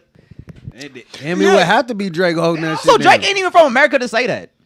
I mean, yeah. Like you, like no. but let's be real, bro. Drake is like, even when niggas not from here, they be American rappers. Like Drake is Yeah. an American rapper. He's just Oh, from 100%, Canada. yeah. Like 21 Savage, that nigga's from UK, he's but he's technically a North Definitely an Atlanta American motherfucker. rapper. Yeah. He's Like, North American, so I guess yeah. you can throw it in there. But all I'm saying is, pick your 20 political best ass. London Yeah. songs, and we could play whatever the fuck. We could play, nigga, Juicy, a bitch Just just a a Rider. rider, fucking, The Message, nigga. New York State of Mind. Fuck, Bro. Paid in Full. And we can Cream. break it down through region too. Yeah. like we can get 20 East Region, Coast songs. era. We can, yeah, we can 20 play, South we can songs. play 3-6 Mafia. We can play Outkast. We Like, can play that's UGK. We can play A-Ball and Bro, fuck it. MJG. We could just put all Midwestern artists and still wax these niggas down. Like, pause. Pause. Golly, Sound bro, like that Mike was- Beasley over there. Hey, bro, it's to them 240. It's 240, man. My mind is mashed potatoes, man. Like, I'm not trying to disrespect the UK. Nah, but But motherfuckers really this got to is know our their place. shit. This is our shit. This is our genre. feel me? We created, like, rap is American, bro. Oh, did you hear Skepta's reasoning why he feels they could beat American rappers in a rap battle? What's his reasoning? He said the reason we could beat y'all and y'all can't beat us is because we grew up listening to y'all our whole lives. You guys don't listen to us, so you don't know how to attack us. Yeah, that only works with actors. They can do our accents and all that shit, but Yeah. when it comes to music and popular music and general like consensus, like Ty is saying, you put that in a party, ain't nobody rocking with But that then shit. on top of that, how the fuck you gonna say nobody in this country listen to y'all? Yeah. Like, it's definitely people from this country who rap and have listened to you niggas. Now, the reason All we're gotta talking do- about Skepta's, we know. All we gotta do is find one nigga who can rap and listens to you. What are you talking about? Like, you think that you could, like, and the fact that you think that nobody in this country with hundreds of millions of people has ever listened to y'all shit, why are y'all talking to us, bro? Like, the reason this is even a debate because y'all have artists that are popping now. Yeah, and like, bro, it's in this UK niggas that are dope. Lil Sims rapper ass Lil off, Sims. bro. Yeah, Nux, so Nux is fire. yeah, it's UK people. Like, shout out to Dizzy Rascal. Dizzy Rascal, he had a classic album off the rip. So it's UK rappers who do they shit. We not trying to say that, but all we trying to say is, like, when you put it that way, you open it up for disrespect. Yeah. Cause it's either we disrespect y'all or we get disrespected. Our rappers die for this shit. Like, you know what I'm saying? Our key, bro. Man. Straight up. Bro, like, but it really is that serious. Yeah. Niggas in the US have laid their life down for rap. On some rap shit, yeah. So, like, Like, there's nothing in the UK. Like, and also, Skepta, like, in my head, now y'all can correct me if I'm wrong. Skepta to me is like the most popular like UK rapper, the first one at least you could say. Like he's like the forefather of Yeah, he definitely what's up happening there. right. Yeah. So it's like, why the fuck are you getting ASAP Rocky? I feel like you should definitely get the highest of the Get highest. Hov, Yeah, nigga. like Yeah. come on, Versus bro. Hov, nigga. Like why you trying to go after ASAP Rocky? He ain't put out an album in 8 years. Low key. He not even probably rapping just like really that. got some shit to say about ASAP Rocky. Yeah, he That's do. the way Yeah. to frame it. He's That's like- my brother. That's my brother. Because I ain't gonna say his name. Yeah, you saw But that. You saw that. But Nasty Man, Yeah. number 33. That's what we gonna call him. Yeah, we I gonna saw call that him too. Number 33. He said, No. Nasty Man. Nasty Man, The- not ASAP Not Nas. ASAP Nas. Nasty. The Nasty Man. Mr. We call him 33. Number 3. Number 33. 33. Okay. I'll tell you after the pod. All right. He said that these niggas don't like each other. Yeah, that they've been talking shit behind. So each maybe other's back. Skepta just wants to get his shit off about Rocky, but he wants to kind of, have a He reason. doing this a weird strat. Like, just send it that nigga. Like, why you send it everybody when niggas is like really in the middle of some hot ass beef? And it's funny because Skepta was like, Skepta said, I've been looking for an American rapper to clash, and you just God pick damn it. ASAP Rocky. Like ASAP ain't even been active at all. Like I'm not gonna lie to you. I feel the way if like a nigga want to do some like friendly competition shit, but then he like I'm picking you particular because you my man's, bro. It's no friendly competition in this shit, bro. No. Like I ain't gonna say like okay, friendly competition is like we getting on the song, we trying to outdo each other, or I want my album to be better than yours, bro. If you diss me, bro, the response I'm gonna give you is not gonna be friendly. If you make a diss song about me and you will never be friends again. I'm one of them type of niggas. Don't get on no fucking song dissing me. Right. Talking about friendly competition, bro. It's love, bro. It's all love, bro. It won't be Bring that Hey, knife to this gunfight and see how it works. Hey, it's all about grime culture, bro. We do this all the time. Yeah, all right. Suck your mother. We'll shake hands after. Yeah, all right. Yeah, all right. Yeah, we'll see. Tell we'll that see, to a madam. nigga.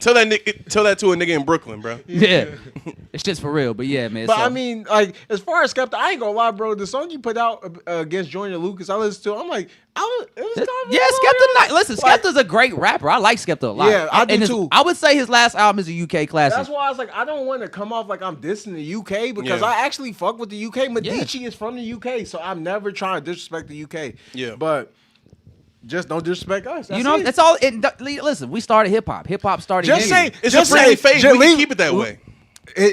Just leave us out of it, bro. Just say y'all Yeah. doing y'all shit. Just like the UK, we doing our shit right now. See, the look, UK, We're the best we've ever been. Yeah, oh compare God. yourself to yourself. Oh Don't- God, Exactly. because we don't bring do it that. over here. We never be like, man, we shitting on the UK. We don't walk around just doing that. It might feel like people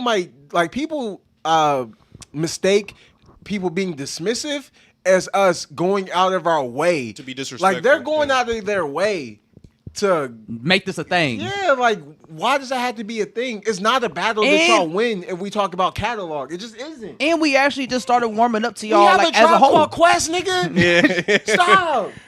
You don't have that. They don't have that. Where's their odd future, man? They don't have it. Like we can go. They don't have What ASAP era Rob. do They you don't have wanna- Odd Future. They don't have fucking what else? What's another fucking group we want to say? They don't have Ghetto Boys. I mean, they got Yeah. Look. they got Slick Rick and They don't even have and a- We 21 got Savage. Slick Rick. We got Slick Rick. 21 Savage. That's our shit. That's all us, man. That's all Look, of we us. may not have free health care, but we have a Kendrick Lamar, nigga. Y'all kill us. Y'all kill us in a lot of shit. For if sure. I was Skepta, you know what I would do? I'd be like, man, I'm a rapper, but let's go band for band, nigga. Not money, band for band. Rock Oh, God. band for rock band. Then it's like, okay, that week there's competitive. I thought you were going to say, if I'm Skepta, I'm breaking my leg and going and enjoying my free health care and doing a live stream. But I will make it about some rock shit. Oh yeah, Like, but all that's that the shit best is play. black shit. yeah, like, cause Are they best, bro? Come on though, 'Cause we then can, and even then we can hold our own, but that's a battle. They got Yeah. the Yeah. Beatles. yeah, but I mean, The fucking was it London Calling? Who's that? Clash, they got the, Clash, Beatles, they yep. got the Clash, they got fucking, they got a They lot got of Bono. Shit. Yeah, they got a lot of shit.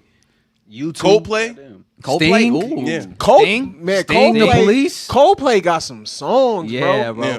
Viva La Vida. I used to rule the Keep- world. keep- That's I why- used to if rule the I- world. If I was Skepta, I would just post on my story to Viva La Vida, like UK, nigga. Like you doing it in the wrong way though. yeah, it can't be rap. genre that they don't have. That It, it can't be rap. It could be almost It anything could else. be electronic. Yeah. Bro, they would smoke our boots. Damn near. Yeah. Now, cause then we had to go get our Detroit niggas. We got go-go. Come on, Chicago Come on, niggas, man. That ghetto tech moving. Let's go. You know what I'm saying?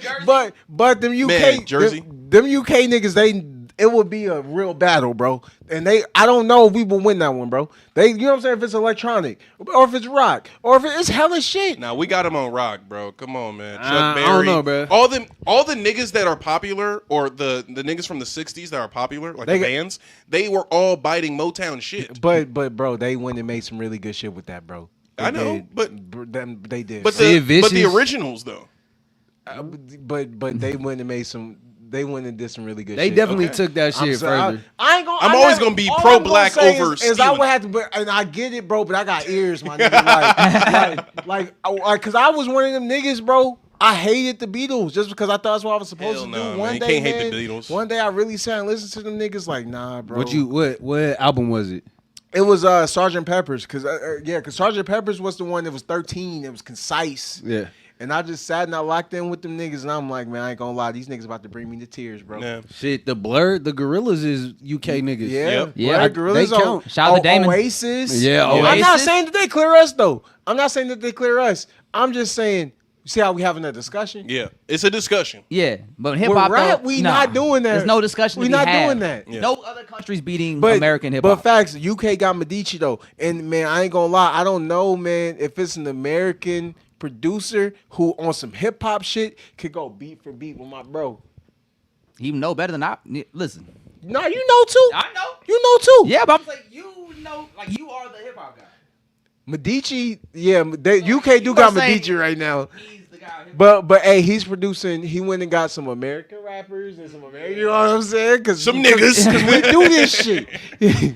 But I love the UK, bro. Because the human is half UK. Yeah. So I would never disrespect the UK. UK got some shit. Unless they disrespected us in this culture that we hold so dear. They don't even say the N-word right. Nigga. All right. Let's wrap it up. I ain't jumping on that one. We gotta I go. feel like they didn't earn it. You know what I'm saying? Like, we earned that shit. He about to take it to a Yeah, whole yeah, nother level. yeah. All right, Andre. We gotta wrap it up. Andre about to start the war. Yeah, because now We won that one. Come on. He said, "I'm Come on. about to start another war." Hey, man, come on, man. They ain't even got guns over there. Come on, let's go. All right. Hey, UK niggas, y'all black. I ain't doing that. Y'all black, bro. Y'all black. I ain't That say was the producer. That was the guy off camera. Man. That was the guy off camera. But I all said right, it Joe. don't He sound love right. y'all too, anyways. Yeah. Man, my favorite sport is soccer. The beautiful game. Liverpool. Come Hey, on, Let's not give them Premier soccer. League champion. Okay. Where did soccer come from? It came from England. For real? Yes. Organized shit. soccer So- started in England. So Well- shout out soccer. Shout out Coldplay. Yeah. Shout out Medici. Yeah. Shout Beatles.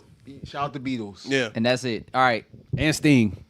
All right, y'all. That's episode 132 of the Yadda Yadda podcast. Great episode. Ty Faizon, special guest. Thanks for coming through. Hey, who's the podcast MVP this episode? Who we giving it to? I think we got to give it to Ty. Seems I'm only not right. gonna lie, I Hell think I no. dropped like 40. Huh? I dropped like 40. Hey, that's what you tonight. gotta do. Yeah. That's why we brought you. Sebastian is always the MVP. Sorry, bud. My bad, I'm yelling. A co-MVP. Co-MVP. All right, y'all. There we go. You get Ty and co-MVP. Sebastian. All right, cool. All right, yo. Episode 132. It's the Kid Joe Cornejo, Black Hyphy, Nelso, Sebastian, and of course, Ty Faizon. I'm the Kid Joe Cornejo. Until next time, y'all. We out.